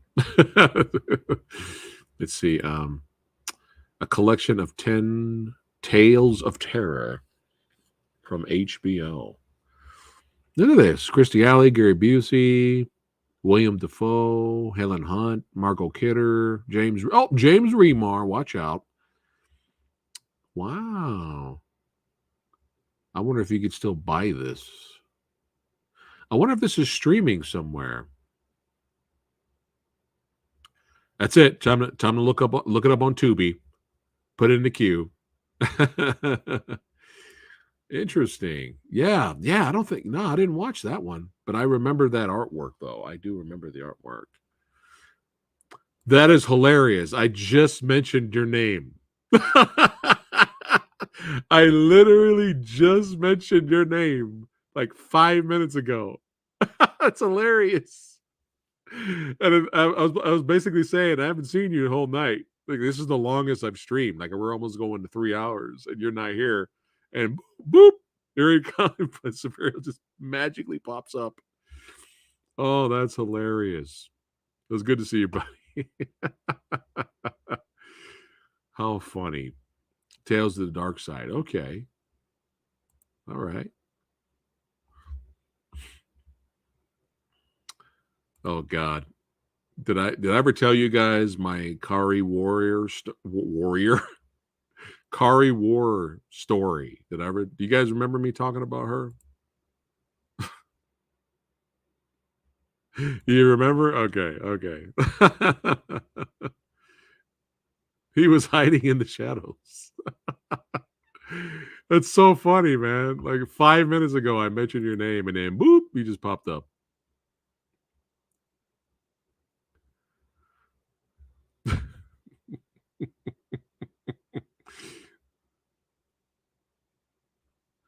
Wreck-It Ralph, Sonic the Hedgehog 2, Ghostbusters, Afterlife, Transformers, Rise of the Beast. Yeah.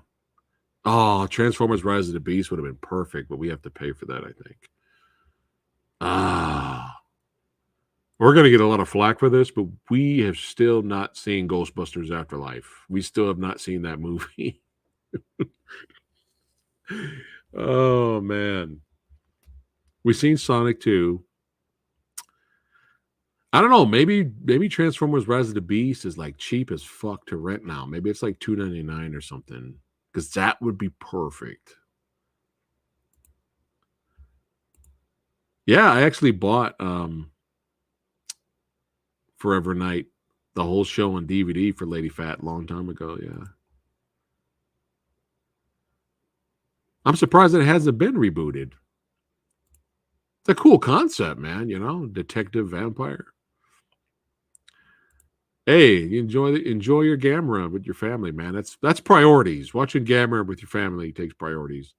You can always watch these live Q&As later. Chucky series is on Peacock now, and this year. Is the Chucky series worth watching, though? Is it good?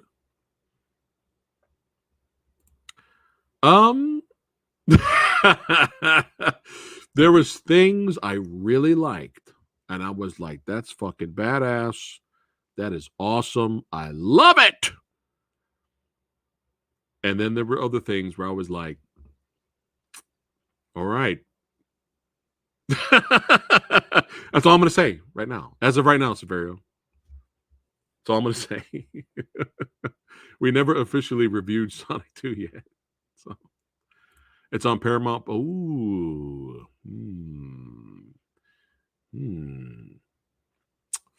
All right, I'll look into it because that'll be a perfect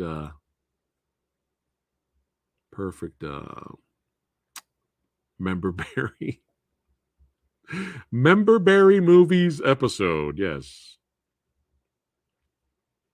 Good suggestions, guys. Season 1's good. Season 2 was goofier, but season 3, Don Mancini said, will be darker. Really? Okay. Nice.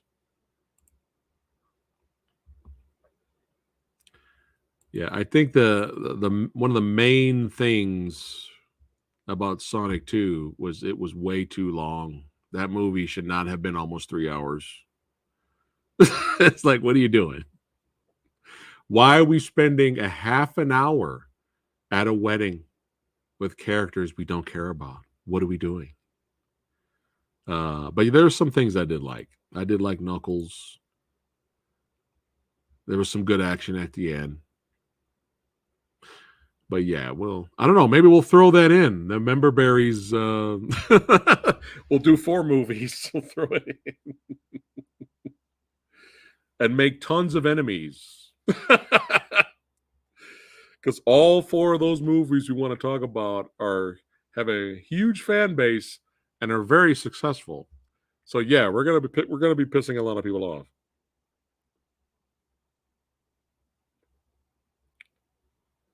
Not on purpose. That's our opinion on things.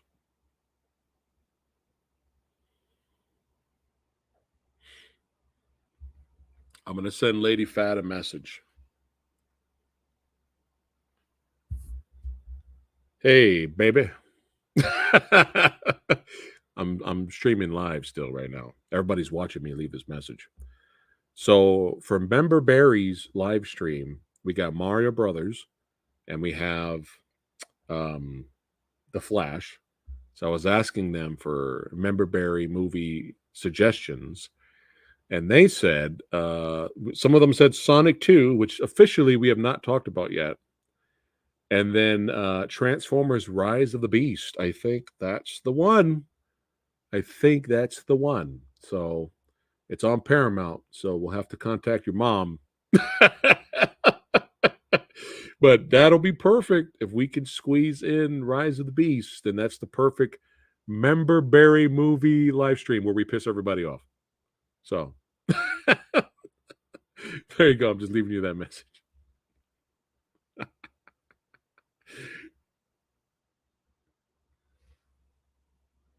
We have fun here. We have fun.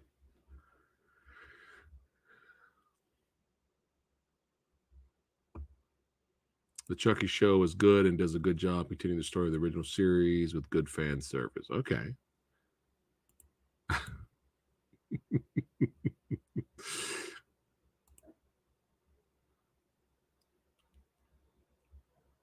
The Hitchhiker series, man. It's probably why I never watched it. It was on HBO for a while. USA, it said it with a USA Network, right? Temporarily. So that's probably where I came across it. Maybe like a TV spot or an advertisement. Oh, she responded. Let's see.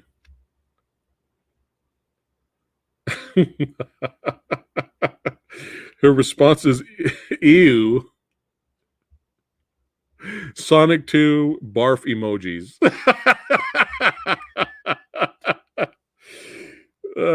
But she did not say ew to Transformers, so we'll see. Maybe that's still a shot.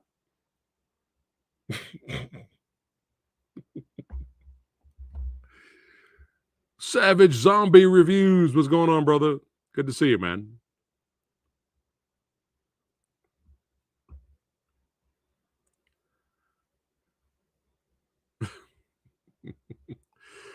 If I have time, I would love to watch it. It looks good. It looks like it'll be good. So.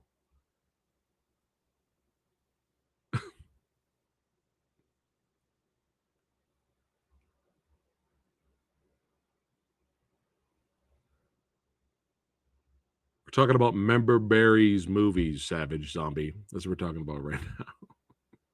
They're trying to give us suggestions because we want to have a Member Berry's movies live stream and reviews. So we got Super Mario Brothers. We got The Flash.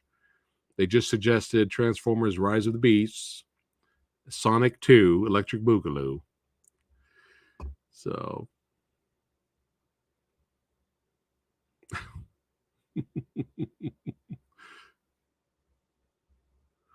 we're trying to think of some other ones.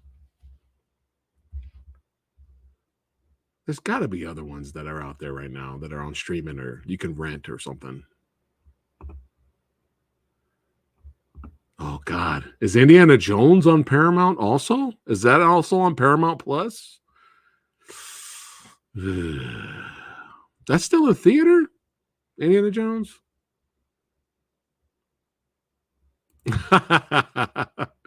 All right. You got to let us know how it is, man. You got to let me know. Hopefully it's good, bad, right? Like you have fun with it. Hopefully it's good, bad.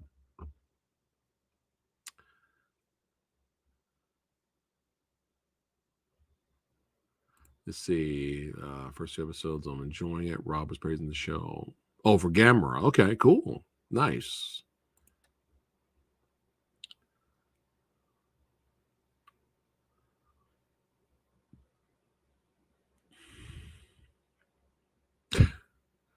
I love how you threw in the laugh emoji there. Hopefully it's not just jump scare of the movie and that's it. Hopefully there's some cool stuff in there. Yeah, hopefully. Yeah. Yeah, hopefully. It's just got to be better. Does it? Oh, man. I heard nothing but horrible things about that first one. So maybe, yeah, by default, this one will be better, maybe, hopefully. Or there'll be something in there Are you watching it with friends? Are you going by yourself or are you watching it with the friends? If you're watching it with a whole bunch of people, then that might make it more entertaining.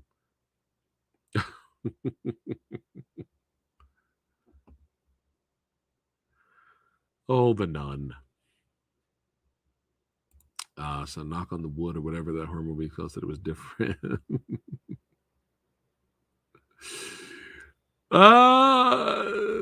Said it was different. Sounds. Oh, you're on your own. Oh no, you can do this, man. You got this. You got this, brother. You can do it. You can make it. You can make it. Let's see. Saying a horror movie is different is probably. I'm scared of nuns, so why not? Oh God! Well, this might be scary shit for you, man. Oh my God, that's like someone scared of clowns going to see It or something. Yeah, saying it was different for a horror film is you might as well say it was fun. you might as well say that.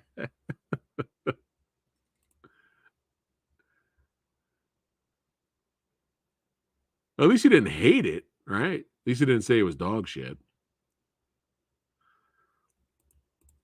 Now this was a fucking kick-ass animated movie. But yeah, we've already seen that one, talked about it. So, but yeah, some good shit in there. Love that. But we're already doing The Flash anyway, so there's our Batman fix. But yeah, let me see if Indiana Jones and the Diarrhea of Destiny is on it. Paramount Plus plus also All of Destiny streaming.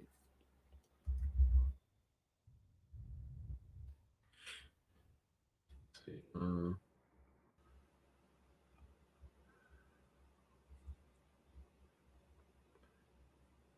Man, $100 million box office loss. Wow. Yikes.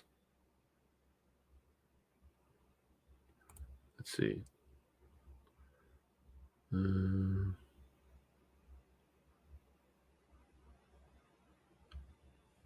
Apple TV, Google Play, and Prime Video. It's on Prime. That's the problem with these big releases. They're probably like only purchase only. So if you go to Amazon Prime, it's like $30 or something like that. It's like, no. Oh, it's on Disney Plus soon. Oh. This is not a Paramount movie? Why is this not on Paramount? Let me type it in here. Hold on. Is Indiana Jones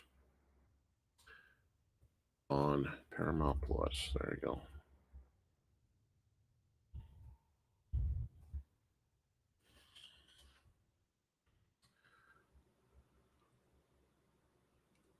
Fandango.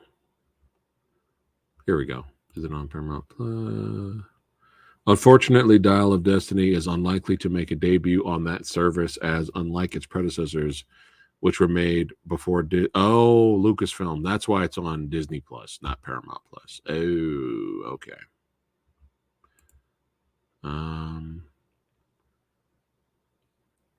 Netflix, Hulu, or Amazon Prime? What?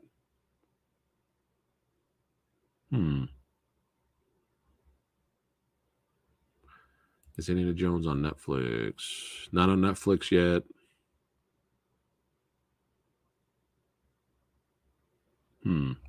Well, keep an eye out for it. Right, yeah.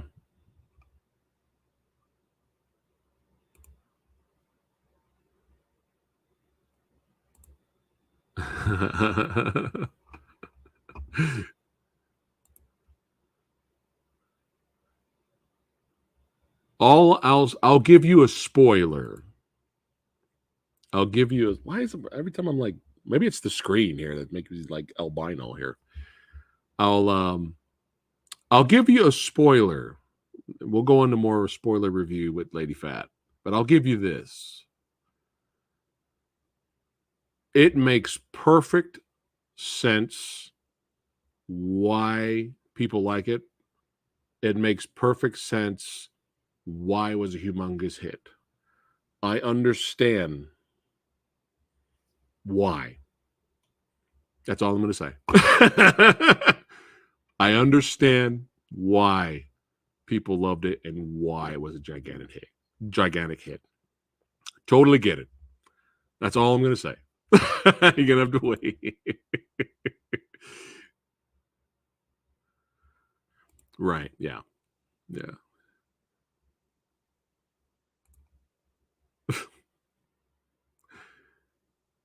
Poor Lucasfilms. Man, is everything they did this year like just bomb? Did not do well. Yikes.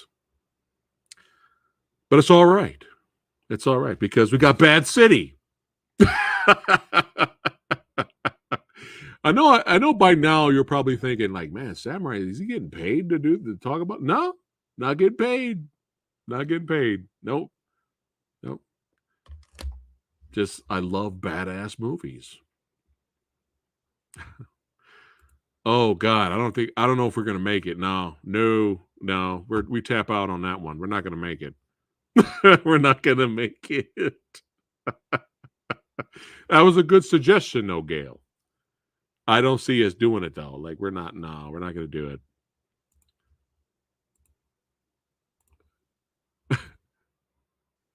Well, when I think of the Peaches song, I think of something else. That song gets stuck in your head, man. Yeah, bro, you're gonna like it, man. It is like gangster drama thriller, but it's fucking when there's action, dude. The finale in this is like, oh my God, it's good shit. Good shit. The last voyage of the Demeter is enjoyable. Thank you. I love how pleasant you worded that, McCloskey. It's very pleasant.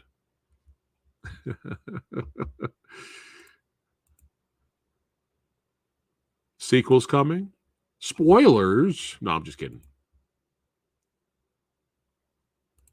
Well,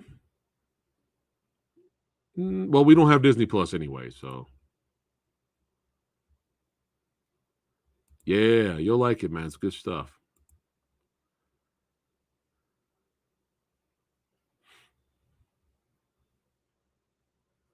Jet Tiger in the house. What's going on?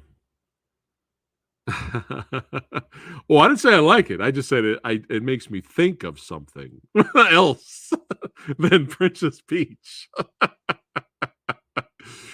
Oh my goodness. Come on, guys, keep up with me. But it gets stuck in your head, man. I get it. I get why it's catchy, so it gets stuck in your head. I get it. I don't know about it being nominated for like Best Academy Award song. Like I don't know, like what are we doing? Did we just run out of shit? We just ran out. All right, we don't have that many best song nominations for this year's Oscars. What's that song everybody likes? Peaches? All right, fuck it. Let's nominate Peaches for best song.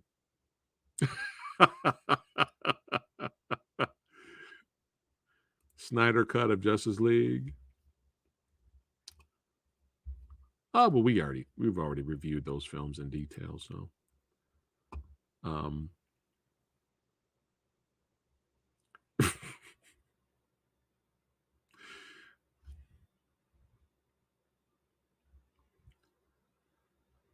so McCloskey, I have to ask you.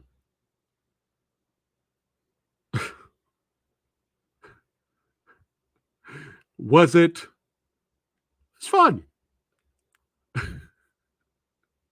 Or was it? It's fucking fun, man. Which fun? I'm leaning towards the first fun with your comment here.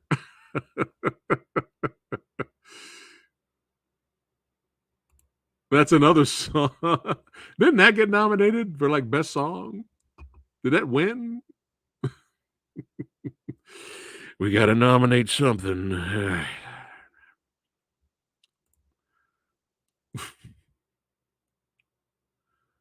See, I remember when the movie was over. Oh God, that would have drove me and Lady Fat Blood nuts. Or we would have chuckled. So.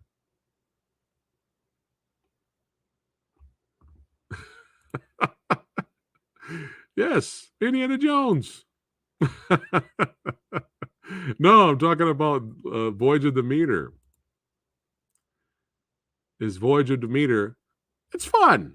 Or is it, it's fucking fun, man? Which fun is it?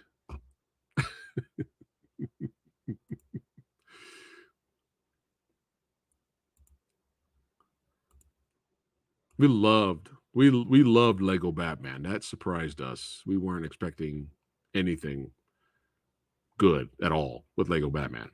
She never saw the Lego movie. I saw the Lego movie and I was entertained by it. I didn't think it was gonna. I was like, why the fuck? I mean, I grew up playing with Legos, so I'm nostalgic for Legos. I had them when I was a little samurai, but I was like, how is this a movie gonna be entertaining, right?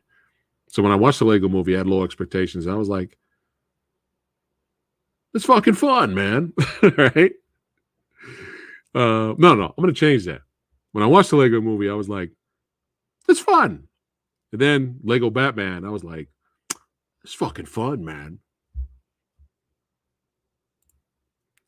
Yeah. Bane showing up, talking like Tom Hardy, man. I was rolling. All right, brother. Take care, man. Have a good night. Have a good night at the movies. Even if it's bad, fuck it. Try to have a good time, man. Pixels looked interesting, that there was the potential to be fun. And then after it came out and there were so many bad reviews for it, I was like, that kind of, like, I wasn't really interested to watch it anyway. I was like curious, but I just kind of lost any kind of curiosity once I heard it was just member berries and there was nothing else to it.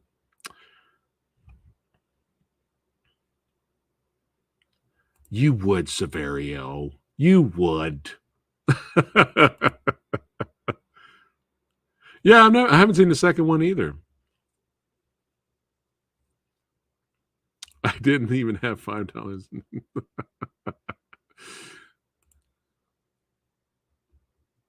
See, that's what I like, man.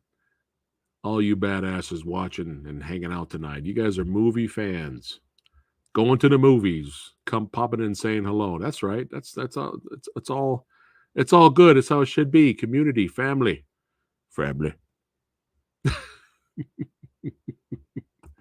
Even we agree to disagree, we still have fun and hang out. It's the whole point. You can't help it. What do you mean? Oh, it's all good, man.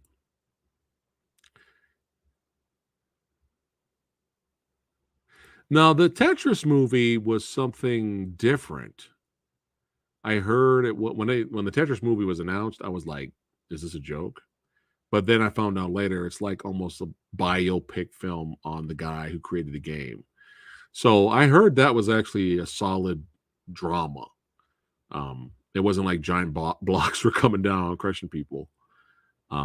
But yeah, I'm not really. I'm sure it's a good movie. I'm just not interested to watch it like right now. Kind of like the Nike movie. Was it Air or something like that? The Michael Jordan shoe. Kind of like that. Yeah. Yeah, I heard good things. But in terms of me like rushing to watch it, I probably wouldn't do it.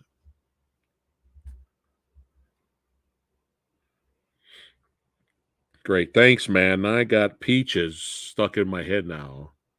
Thanks, Severio.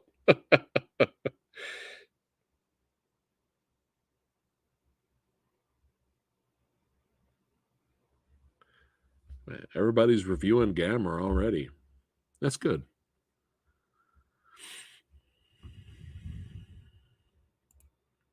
No. I'm starting to think if we did any animated verses. I don't think we have. I don't think we've done an animated verses, so. I've always wanted to watch this. I heard this was great. And, Michael Keaton's the man. But yeah, I've always heard that was a good movie. Probably going to make me hungry, though. Do you have to eat McDonald's while watching the movie? Does that enhance the movie watching experience?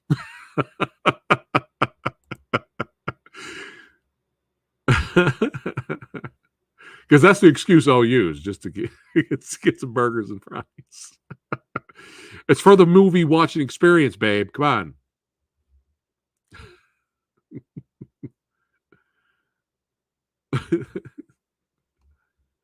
That many? We don't know how long the movie is.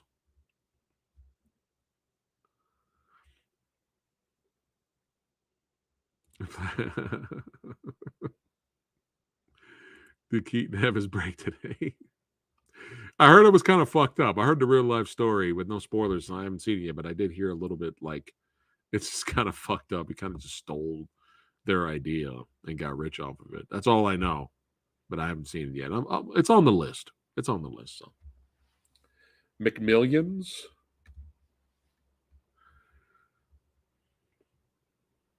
What was the two movies we watched recently? We were trying to find something to that we just pulled from our Blu-ray wallet stuff we haven't seen. Oh, Lord of War with Nicolas Cage and Moneyball with Brad Pitt. It's pretty good. Both of those movies are pretty solid. Will we do a review on them? I don't know. But those are pretty good solid dramas.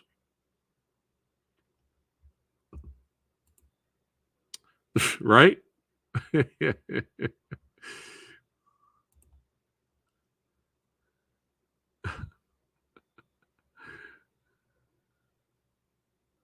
What was that old commercial? I came across some old commercial. It was on Instagram. They were playing like old commercials, and it was like, oh, nice. Yeah, we enjoyed both of those movies, Lord of War and Moneyball. And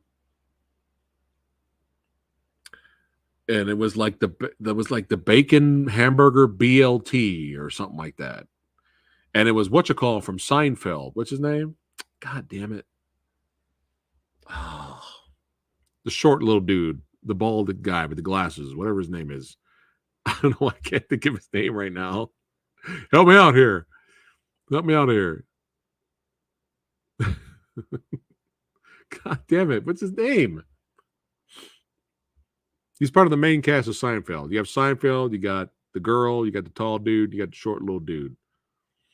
What's the short little dude's name? Jason Alexander Costanza. Yeah, there was a commercial like early career Costanza, right? Like in the 80s, and he was walking down singing.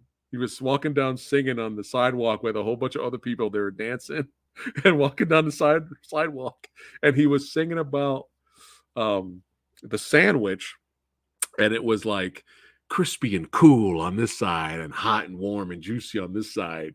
And it was some kind of like hamburger BLT bun sandwich or something like that. And I was like, oh my God, it's Jason Alexander, like dancing and singing down the street.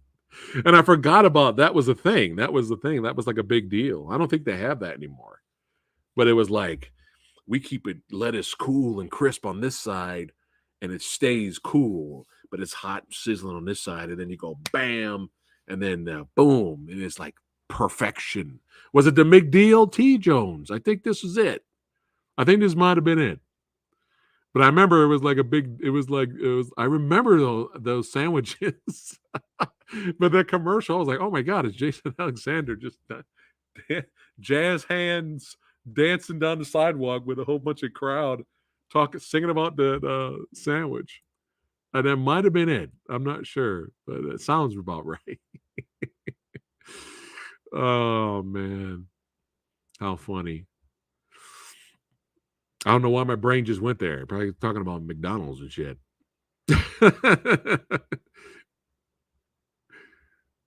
Oh, old commercials, man. You gotta love them. That's what's so funny about the movie The Stuff, because it's like kind of a horror dark comedy, but those 80s commercials, they nailed. Parroting the 80s commercials in that movie The Stuff was like perfect. I wanted more. I mean, I enjoy The Stuff, but I wanted more 80s commercial parodies. People coming out dancing to some bullshit and singing. Oh man, it's good stuff in the movie The Stuff. Kind of fucked up what they did to Chocolate Chip Charlie, man. That was like one of my favorite characters in the movie. They had fuck up Chocolate Chip Charlie like that, man. For those of you that have not seen The Stuff are probably like, what the fuck? Chocolate Chip Charlie? What movie are you talking about?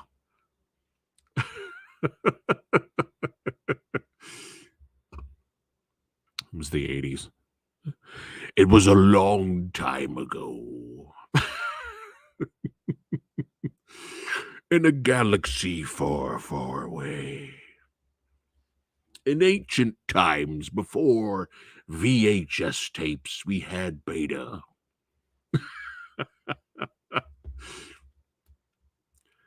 Cassettes. CDs were brand new, but they weren't popular yet.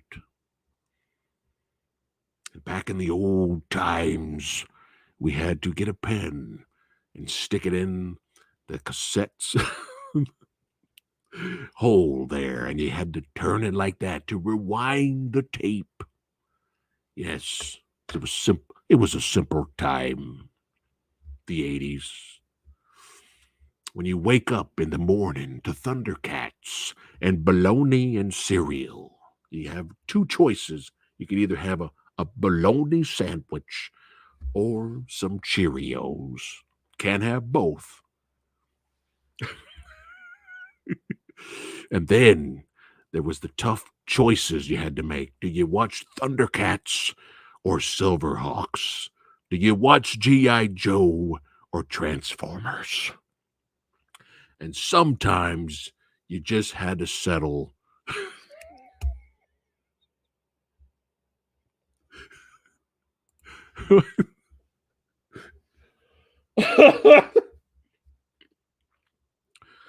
Sometimes you just had to settle for the Snorks.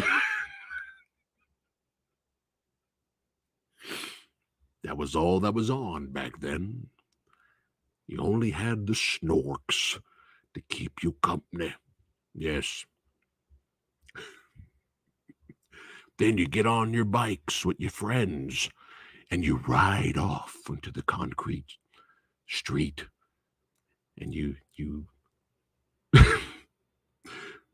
pull over when you're tired and thirsty and go on the neighbor's some random lawn and search for their hose. And you pick up the hose and you slurp from it. You fight over the hose first. It's tough times then. You fight over the hose, see who gets it first, and you drink from that hose. That's right. And you had to make sure you were home by 5 o'clock.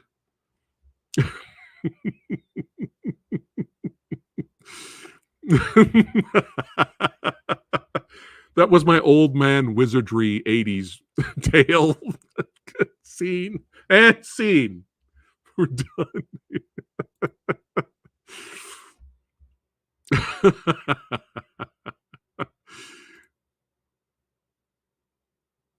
Severio, I thought you was a youngin'. How'd you know about the snorks?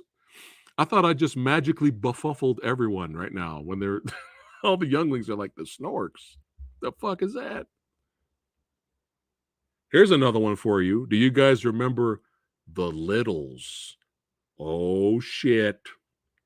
Do you remember the Littles?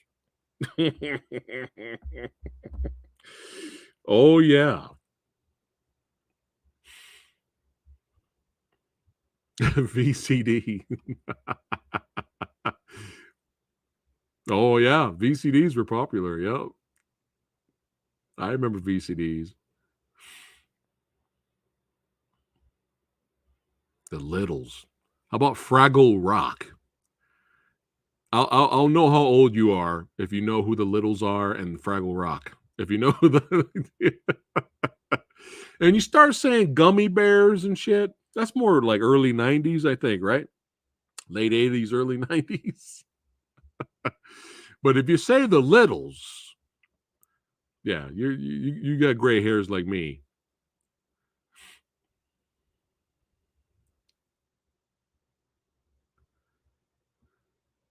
Brandon's 33. Oh man, if I can go back to 33. What's up, Will? How you doing, man? I saw that. I was getting requests to react to the trailer, but I seen it already. It would be a fake reaction. But I'm stunned. Fedor is in. That's my favorite heavyweight fighter. I'm stunned. He's in the UFC game. It's so bizarre. So weird. It's so weird. There you go. I could see the reruns thing. Yeah, okay, that makes sense. Schoolhouse Rock. Oh my God. Was Fraggle Rock on HBO? Man. Well, we didn't have money growing up, so we didn't have HBO. So I don't know. Maybe I was coming across Fraggle Rock reruns. Let's see. Remember the talking teddy bear thing? I forget the name. Rumpkin or something. Rumpkin. Teddy Ruxpin. Yes. Oh, shit. Heather. That's right. Representing some Fraggle Rock. There you go. Teddy Ruxpin. Holy shit. Oh, my God. We really going back to ancient times.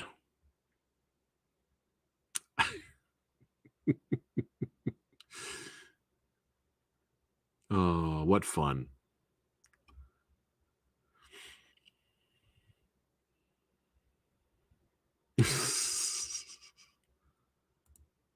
What?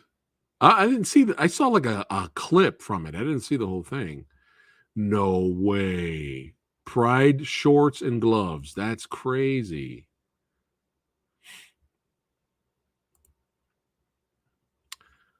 I think everyone knows the Smurfs now. Creepy ass Furbies. How about Pound Puppies? Do you remember the Pound Puppies? Yes. That was like a popular thing, wasn't it? Like before the Furbies, it was like Cabbage Patch Kids, Pound Puppies. People were collecting like crazy back then. People were killing motherfuckers over Cabbage Patch Kids and shit. There's a Pound Puppy cartoon. I remember that one. I remember vaguely. Let's see. Oh my goodness. Look at that. Furbies. My Pet Monster. Oh my God. I remember that. Oh, oh shit. She had a pound puppy. Nice. I think Lady Phat at one point had some She-Ra stuff, but I don't know where it is. I don't think she kept it, but she used to have She-Ra. What else she have? I don't know if she had Gem. Gem. You guys remember Gem? I did not see the Gem movie. I heard the Gem movie was really bad. Gem, man. Yo. Holy shit. I heard that Gem was actually good. All I remember is the theme song, because you can't get that theme song. I hear it now. I hear Gem's theme song now. But I heard it's a crazy wild show, but I heard it's actually like mature in points, like business savvy, you'll learn something, like moments. And Gem, I don't know. I mean, I'll have to ask the missus, but I heard Gem is actually a good show. Despite their magical robot, whatever they had in the background and whatever. That's right, Tyler. That's right. That's right. Pound puppies. Oh, man.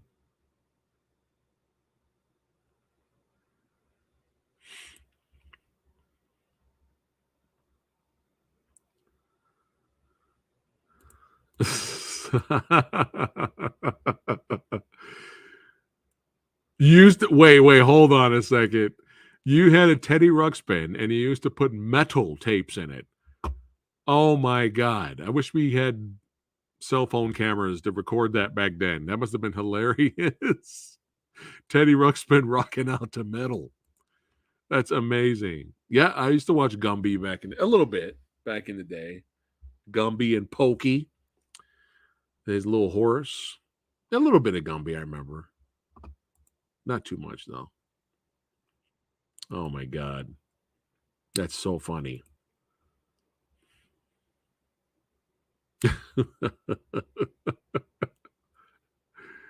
I have nothing but constant theme songs like rotating in my head now. Like Gem's gone. I think Pound Puppies is there now. Like Thundercats still slaps. The intro is still amazing, badass in terms of like animation. It's still great, the intro. And that song still gets you like in the mood. It still gets you pumped up. Oh my God. I barely remember those. But I remember it being hilarious. Rainbow Bright. She may have had a Rainbow Bright, maybe.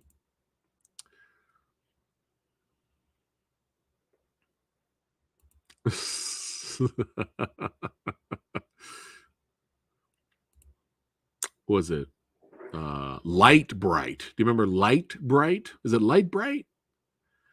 Is it Night Bright or Light Bright? I think it's Light Bright, right? You just make all kinds of like shapes and whatever you want, but you just put the colored bulbs in the light, something like that. You can create whatever you want. Kind of like Etch-a-Sketch, but you're just Etch-a-Sketch, Jesus. But Light is Light Bright, right? God, now that song's in my head. I'm not singing it.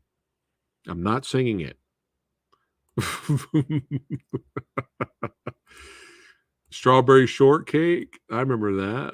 Let's see. I think everybody watched the Care Bears. The Care Bear Stare, son. Where you at? Okay. What's your fucking anime powers and Dragon Ball shit? All right. They would all get destroyed by the Care Bear Stare. Okay. All right. Let's be real here. Inspector Gadget. Now that song's in my head now. We talked about Captain Planet last time, right? That song's in my head now. Okay, so it was Light Bright. Okay. Oh, God damn it.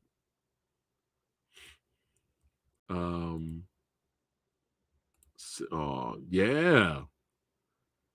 Yeah. Silverhawks, Thundercats in space. And wasn't there a group in the water, in the ocean? There was some kind of group. Like bootleg Thundercats, Silverhawks, but in the water. Animaniacs was gangster back in the original Animaniacs. Shirt Tails. I don't know about Shirt Tails.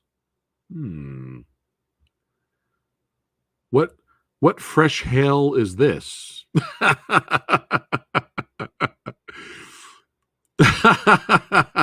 Care Bear stare, son.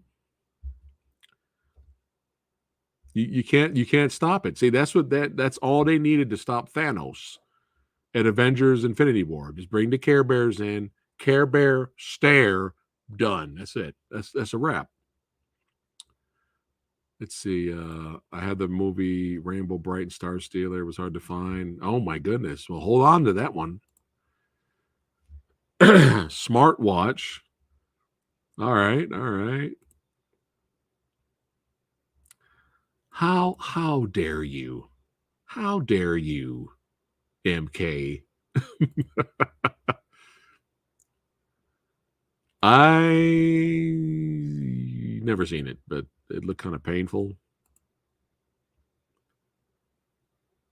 I heard Speed Buggy. Why does that sound familiar? I heard Inspector Gadget 2. The actor did a better impression than Matthew Broderick. I think Matthew Broderick just was Matthew Broderick in the movie. But I think the movie that Matthew Broderick in was better than the second one. Let me know if you guys have seen both, if that's true. It's what I heard. If you guys have seen, you remember George of the Jungle? And I'm not talking about the Brendan Fraser movie, but I remember that being funny. But oh man, now we're going back the 60s now, or is George of the Jungle the 50s?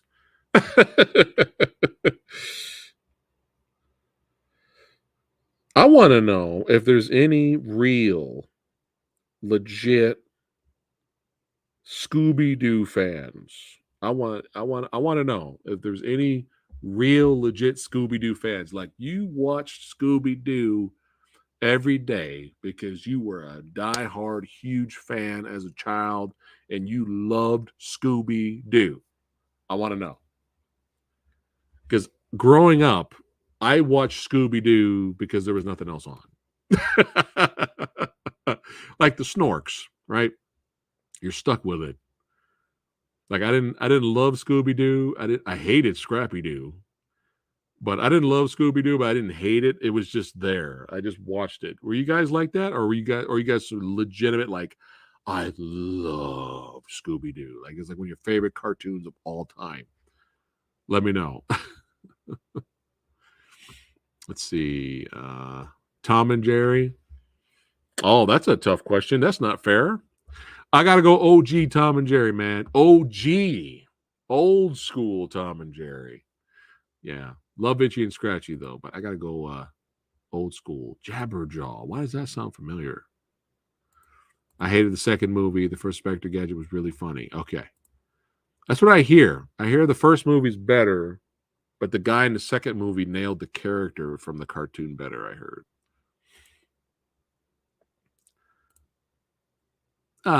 That's not fair, MK. I think it's funny how over time Velma's like hot now. I think that's amazing. I think that's amazing. Not the Velma on Max, but you know which Velma I'm talking about. Yeah, I know what you're talking about. Same. I watched Scooby-Doo because it was on TV, but it kind of introduced me to detective movies. Yeah. Let's see. Scooby-Doo meets Batman and Robin when Scooby met the Globetrotters and Don Knotts. Oh my God. Oh my goodness. There's a lot of crossover. They still doing that today, aren't they? A lot of WWE crossovers with Scooby-Doo and stuff. Like they're still doing it today.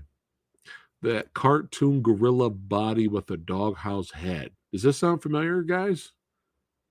Cartoon gorilla body with a doghouse head.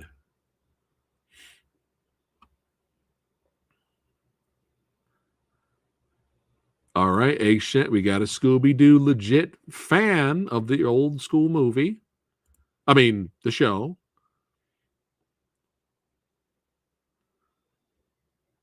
Harlem Globetrotter cartoon. Let's see. I used to like Scooby-Doo when I was little, but Courage the Cowardly Dog. I gotta remember that a little bit. What about Cat Dog? Is there any Cat Dog? Cat Dog. That's all I remember. Let's see. Mystery Incorporated, the one I grew up on. I did not like the 60s show that much as a kid. I only saw it because my dad showed me old cartoons when he grew up. Manila Gorilla, Tyler says. Maybe that's the one? Manila Gorilla. Maybe. I didn't really watch Johnny Quest. I know Johnny Quest was a very popular old school cartoon, and I remember they tried to bring it back in the 2000s. Well, in mid 90s, late 90s. But I never really got into Johnny Quest though. So I know there's probably some fans of oh yeah, love some Ren and Stimpy now. Yeah. Rocco's Modern Life. I don't think I watched Rocco's Modern Life. I know there's a lot of fans for it though. Max Steel and Action Man. Oh my goodness. Oh my goodness. Might Man and Uke, the gorilla with dog. The Mighty Man. All right, now I got to look this up now.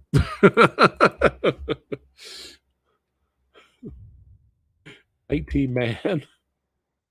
Oh my God. Okay, here we go. Mighty Man and Uke. What the fuck is this? Wait, oh my God. I got to break. I'll show you guys. What is this? You guys have blown my mind now. All right, hold on. I'm going to do screen share. Hold on. What is this? You have blown Samurai Guy's mind. Look at this. You got old school people. Does this look familiar at all? Mighty Man and Uke and Yuck or whatever. Why does he have a doghouse head and he's got a little superhero guy? What is this? What is this?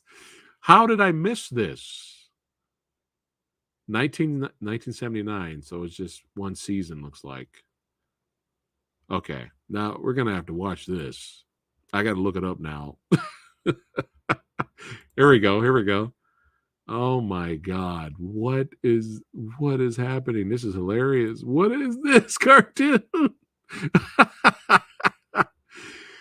Oh, what are we doing? What is, oh my God. You have blown Samurai Guy's mind. My mind has been blown. I have to show this to Lady Phat. I have to show this to her. I guarantee she's never seen this either. Oh my God, they're selling t-shirts. This is some hardcore shit. That's what this is. Wow. I think there's like, look at this, some horror art. Oh my God. Wow. You've blown my mind. Very well done. Well done. Well done. Oh my God. Wow. It was on TV when I was little in the 80s. I remember Johnny Quest, but I remember watching another old Hanna-Barbera cartoon, the Barbarians teaming up with monsters. Yeah, we should know this. I should know this. I don't know why it's escaping me. Help me out with this one, people. I know this. It's right in my head. And for some reason, there you go. Thank you. See, Tyler knows what's up. Thundar and the Barbarians. There you go. Plastic Man. I remember that a little bit. The show I wish I didn't skipped. I wish I did not skip this show. I feel left out. I feel like I'm not part of the cool kids camp anymore. But yeah, I was just getting older by then, and I was kind of like not watching cartoons that much. And you know, Gargoyles, I feel like I missed out. When the gorilla lifts up the doghouse, people who saw his face will get scared and run. This is hysterical. This is hilarious. This is classic. And still to this day, one of the greatest cartoon theme songs in the history of cartoon theme songs.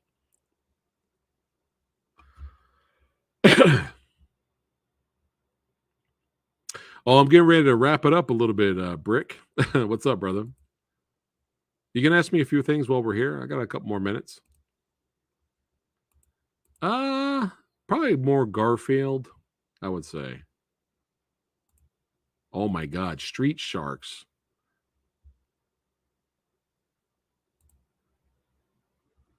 Did you guys ever see the Vin Diesel, before he was Vin Diesel, commercial for Street Sharks action figures?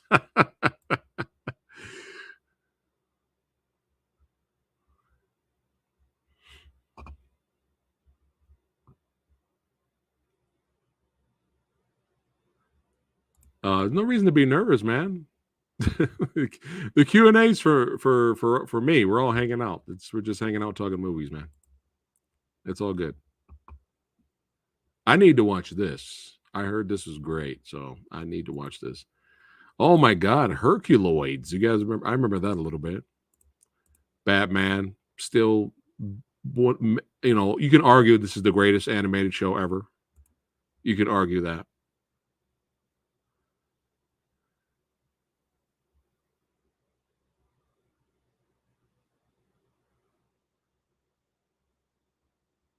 I can ask you a question, Brick Frog, if you want me to ask you a question. The live Q&A is for me, man.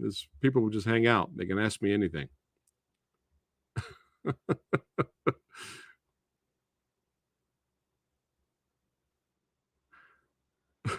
Go ahead. I know some stuff. Okay, have you heard of a cartoon called Mighty Man and Yuck? Mighty Man and YUKK. Yuck. Have you heard of that cartoon?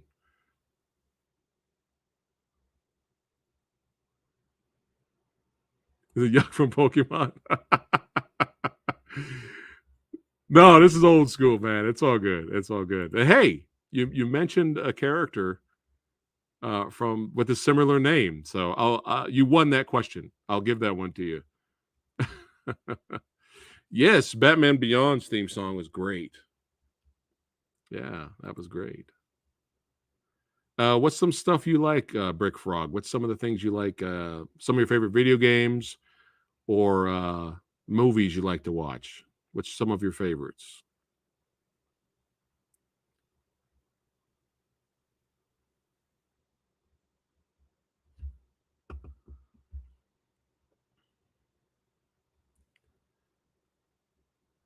Oh, okay. We got a One Piece fan here. Do you like the new live action show that's on Netflix? Yeah. There's people seem to like it so far. Let me know if you like that one. Yeah, Justice League Unlimited theme song is great. That show should not have not been canceled, man. All right. Now look at this. We have a One Piece fan of the anime. He is enjoying the live action. That's pretty cool. That's pretty awesome. Justice League was so good. I got hooked on that show when I started buying it. I was off and on watching it on TV. And then when they started releasing it on like DVD and Blu-ray and I bought it like that, I just binged through all of that. I was so hooked on that show. Favorite samurai of all time? Well, that's difficult question. I'll give you two of my favorite samurai actors. Actually, I'll give you three. You have Toshiro Mifune, Nakadai, Tetsuya Nakadai, and Sonny Chiba. Those are my those are three. I'll give you those right there. Yeah, Justice League Unlimited was great. That was good shit.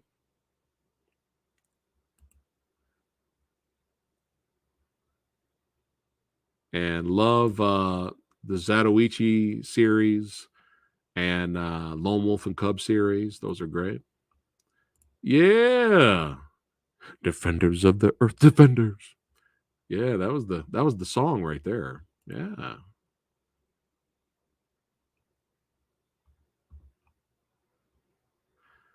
You're on Twitch. You can ask questions from Twitch. Not everybody sees your questions though. If you're on YouTube, everybody will see your questions too. Let's see. And Tyler says, "Welcome, Brick Frog, to the Movie Dojo Army. Thanks for hanging out with us today and talking movies and pop culture, man."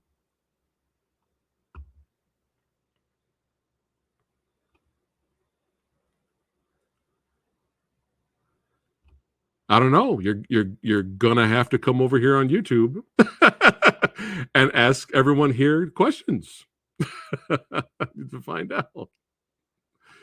Let's see. Venture Brothers. Yeah, that's a great show. That show's great. Classic openings, of course. Yeah. Oh yeah. Oh yeah.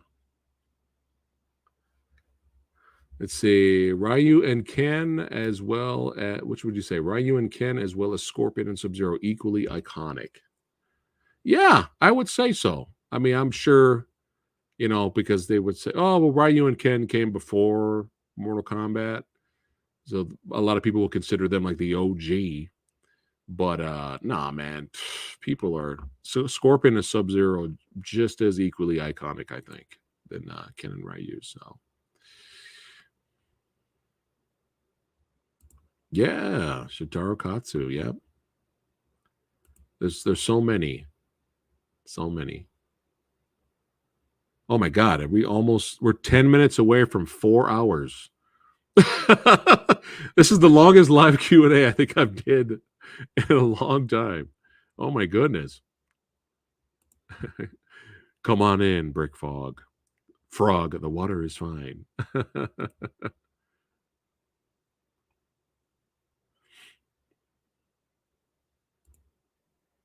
Yeah, every time I live stream, I go live on, like right now, this is going live on Facebook, YouTube, Twitch, and Twitter. I didn't know I could do Twitter too.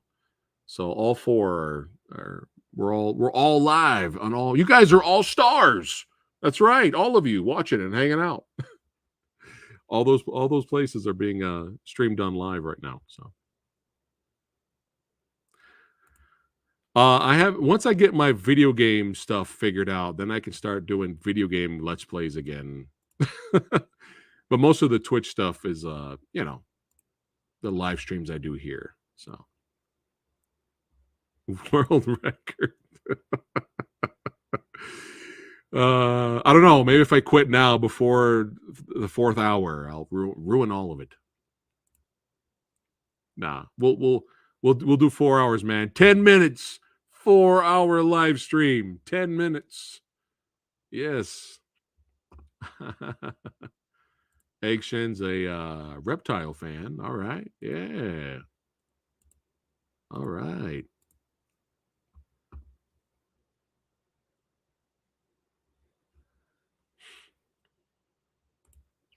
Six hours? That must have been like way back in the day. 6 hours? Really? That must have been so long ago. That must have been when I was like first live streaming. And I was just hanging out forever talking with you guys. That must have been the early days of live streaming. Now it's like 2 hour minimum now. So T-minus 10 minutes. Let's see. We got an Ermac fan. That's right. All right. Even though I'm not gaming, I'm so happy people are excited about Mortal Kombat again, and the game is still going strong and being pretty badass. You know, that's cool, man. Mortal Kombat. I'll never forget the first time I saw Mortal Kombat, the first game in the arcade. I'll never forget it. I'll never forget it, man. Let's see. I remember he did a long live stream with Media Glitch a year or two ago. Was it 6 hours, though?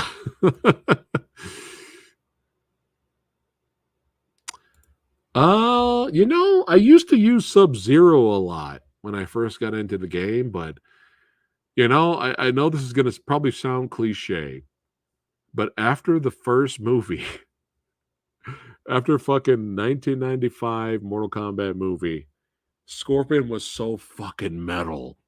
I mean, his fight, his voice, his look, the fight scene he had down there in basically hell, in a way, in the first movie, with fucking Fear Factory. Fear Factory was playing in the background with some other cool shit. I don't know. I just kind of gravitated. I still love Sub-Zero, but I just kind of gravitated. I know everyone loves Scorpion. I know that's like the cliche thing, but yeah, I'll have to say Scorpion for now. So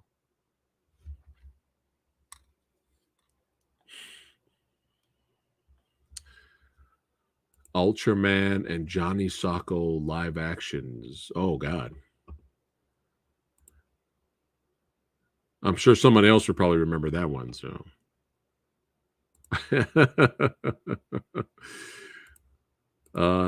stepdaughter is playing Texas Chainsaw Massacre, PS5. It's dope. See, this is great parenting right here. I'm hearing good things about Texas Chainsaw Massacre. Anybody else playing Texas Chainsaw Massacre? Let me know if what you thought about it. But I'm hearing it's pretty good. But yeah, I'll never forget it, man. I was in the arcade playing something, and I heard commotion. And I slowly just like, I'm playing, and I think I got killed or whatever was playing. I don't even remember.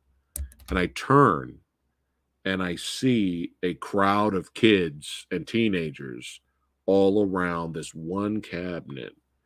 And I got close, and I can hear them go, oh, oh. I can hear them react. And I remember I was like, what the hell's going on? And I walked closer, and the closer I got. And I saw on screen like realistic looking digitized fighters. And you see the violence and the fatalities, and it blew my mind. It blew my mind in the arcade back then, man. I was like, oh my God. Like, holy crap. I hope the second live action Mortal Kombat movie isn't affected by the writer's strike. Like, they just say, fuck it, we're just going to use AI to write it's going to use AI to write the next Mortal Kombat movie. That would be bad. Hopefully, you know, despite my nitpicks with the first one, I still want a good Mortal Kombat movie. I want a great movie. So hopefully the second one's amazing, you know? Oh, that's so funny. That's so funny, Reza, because we had I don't know if you were here earlier. I don't think you were. There was a guy who popped in, a pretty cool dude, and he's like, hey, man, I just popped in to say hi. I'm about to go see The Nun 2. Wish me luck. That's so funny that you're posting this right now. That's hilarious. Worse than Hellfest. Oh, my God. That's fucking traumatizing. They want to saw Sub-Zero rip off Johnny. Yeah, like, that was insane, dude. Yeah, Pit Fighter was a big deal too. Yeah, Pit Fighter before Mortal Kombat. It was, I guess Pit Fighter in a way was the first like digitized characters, but man, Mortal Kombat, Kung Fu Master, yeah.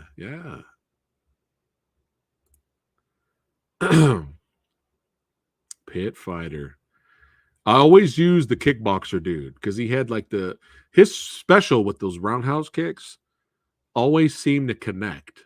Like when you're the wrestler guy and he has that like throw maneuver, it's like it's hard to grab people. And then the Kato karate dude, you had to be like really close to do his combination. But the kickboxer dude, he just all day just boom boom roundhouse, boom boom roundhouse. Oh man. I'll never forget when I was so excited when Pit Fighter came out for the Sega Genesis, and I saved up my money, my money that my allowance, bootleg allowance. I worked hard for it, and I saved up for my copy of Pit Fighter. And I didn't know anything about. I was young, man. I didn't know anything about like taxes and shit. So I saved up $50, and there was taxes, right? And I was like, oh no, I don't have enough. I'm like, no. It was like my first harsh reality with life soon to come. Like, no, I don't have enough. And my mom was there. She forked a couple of extra dollars to, handle the tax part. But I'll never forget. I was so excited. I held it in my hand. I was like, oh my God, I can't believe I'm looking at Pit Fighter. Pit Fighter. Yes, I get to play Pit Fighter at home. Put that shit in, turn the game on, and got another quick reality check that games in the arcade did not look the same as games at home. And the characters were like this big. And you know what though? I worked hard for that shit, and I played the shit out of that Sega Genesis game. I didn't give a fuck. I was up all night. Fuck it. I love this game. God damn it. But I remember being like, oh damn. All right. Taxes is scarier than that. Oh, now we're talking. Oh my God. What was it? What was the second game, Tyler? Vendetta was great, but the second game I loved. Was it Fight for New York? Dude, Def Jam Fight for New York is still to this day one of the best fighting games ever made. And I created a character that looked just like me, which was hilarious when you see the storyline. But dude, oh my God, it was so good. It was so good. Let's see. I'm catching up to you guys' comments. Hold on.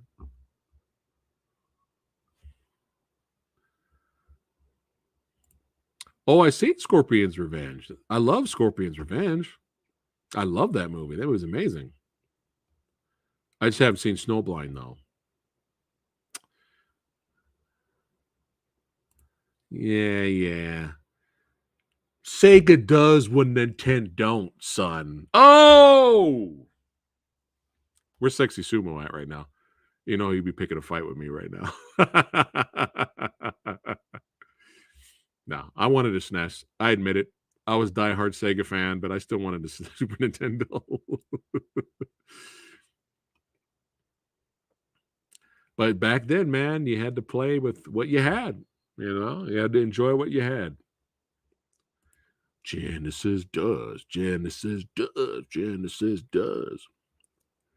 Oh my goodness. But yeah, man. Money didn't grow on trees, When I actually got a Sega Genesis, that was like the greatest day ever. Came with, and it was the Sonic the Hedgehog Altered Beast pack, son. Yes. Had fun with that. But I don't regret it. Man. Streets of Rage 2 is still one of my favorite games ever.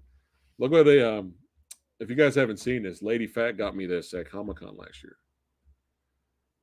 I don't know if you guys seen this pixel art stuff. It might be hard to see because of the background.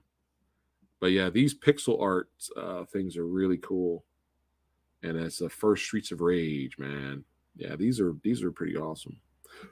I was hoping they had a Streets of Rage 2 one, because that's like my favorite, probably my favorite Sega Genesis game, is Streets of Rage 2.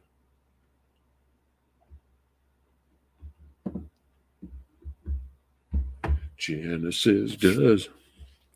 But dude, Shinobi 3. I mean, there's so many classic games on Genesis. Yeah, like I said, if Sexy Sumo was here, man, he'd be giving me a hard time. Your friend had Sega, Game Gear, Turbo. Oh my God! Wow.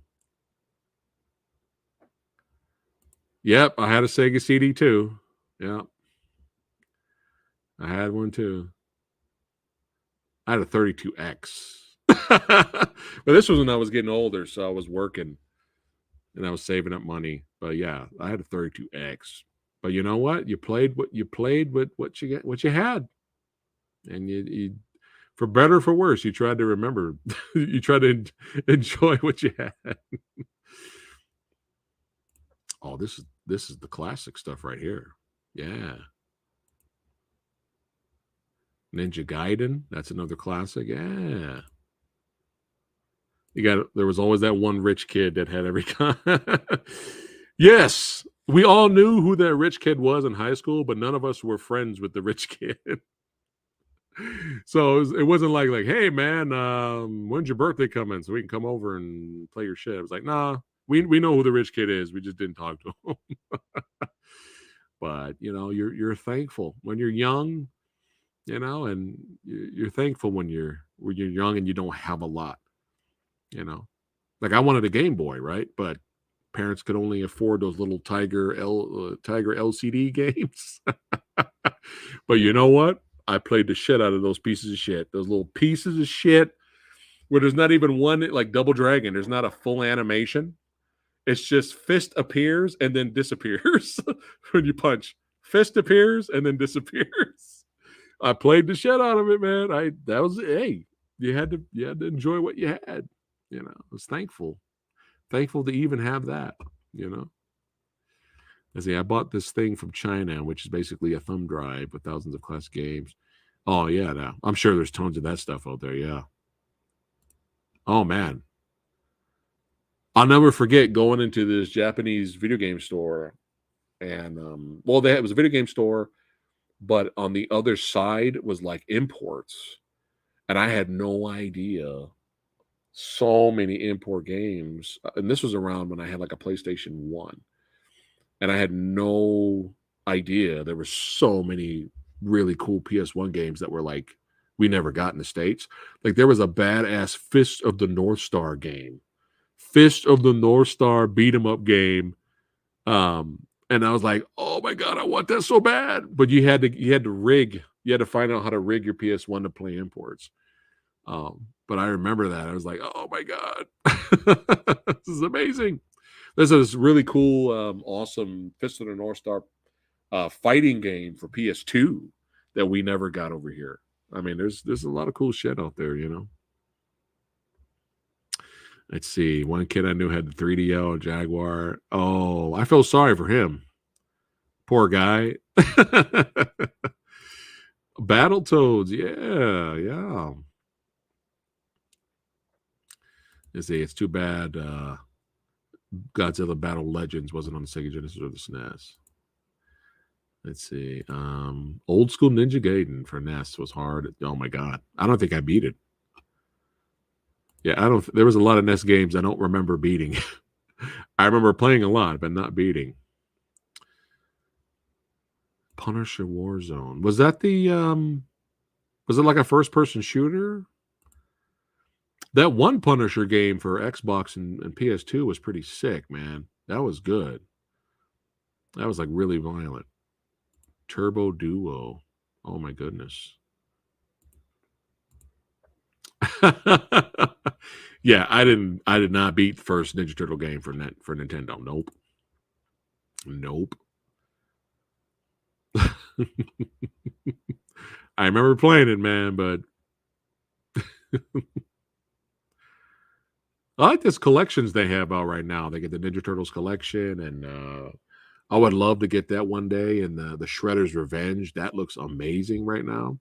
And then there's that Toxic Crusaders game. That looks amazing based off the old cartoon from the 90s. Beat 'em up coming. And I saw a G.I. Joe beat 'em up. I don't know if it was any good, though. Like, I saw a commercial for it. It was some kind of G.I. Joe game, but it looked like a beat 'em up, but I don't know if it's any good. But the animation that they created for the commercial was kind of fun. The only bad thing is they tried to make an 80s sounding cartoon theme, and it was fucking horrible. I'm like, dude, just play the OG G.I. Joe theme, man. That's all you got to do. But they tried to make they fight every day, and they don't lose it anyway, and they fight the crime, and it was so bad. I'm like, dude, you're ruining this decent animation. Just play the original G.I. Joe theme song or remix it or something, man. It was terrible. It was so bad. Yeah, love it. Love it. Double Dragon. Tried to get into these, but I wasn't the RPG guy. But when I look back on it, I believe I missed out. Especially Jade Empire. That's like me. That's right up my alley. And I never played Jade Empire, so yeah, I feel bad. Okay, is the same people that did Shredder's Revenge is doing Toxic? Are they the ones doing G.I. Joe? Because then we got a shot that G.I. Joe will be cool. They fight every day and they fight every way. So bad. It's like stop this. Just put generic rock music. Just stop singing. It's bad. Let's see. I beat the NES game. Oh my god. I remember renting the NES Godzilla game, and I had no idea what I was doing. And I just took it back. I was like, I don't know what I'm doing. I remember that though. Nice. They still got DLC coming out for Shredder's Revenge. Yeah. That's pretty cool. Like with Usagi Yojimbo and some other characters are like coming out. That's pretty sweet. There we go. Oh, that's insane. You talking about the old school? There were old school Toxic Crusader games, but this is like a new game coming out. Kind of like Shredder's Revenge, where it's like arcade beat 'em up, but it looks amazing because it looks like the cartoon. Yep, I remember. Yep. Still to this day, I do not know why Capcom's Alien versus Predator game is still like, unless you get it emulated, you cannot buy that game digitally anywhere. It's like it doesn't make any sense, and it has to be a rights issue. The Alien vs Predator game from Capcom that never came to any home consoles. X-Men 2 never came to home consoles. It's so weird why the Alien vs Predator Capcom game. And then look, Capcom released those beat 'em ups collections with Captain Commando and all these other beat 'em ups. No AVP on there. It's so weird why. It must be some kind of rights thing. Yeah, Tyler mentioned that earlier. That's awesome. That is awesome.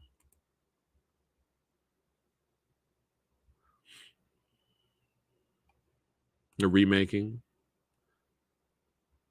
Yes, with Dinklage. Yeah, everybody watching, we don't want to confuse Toxic Crusaders with Toxic Avenger.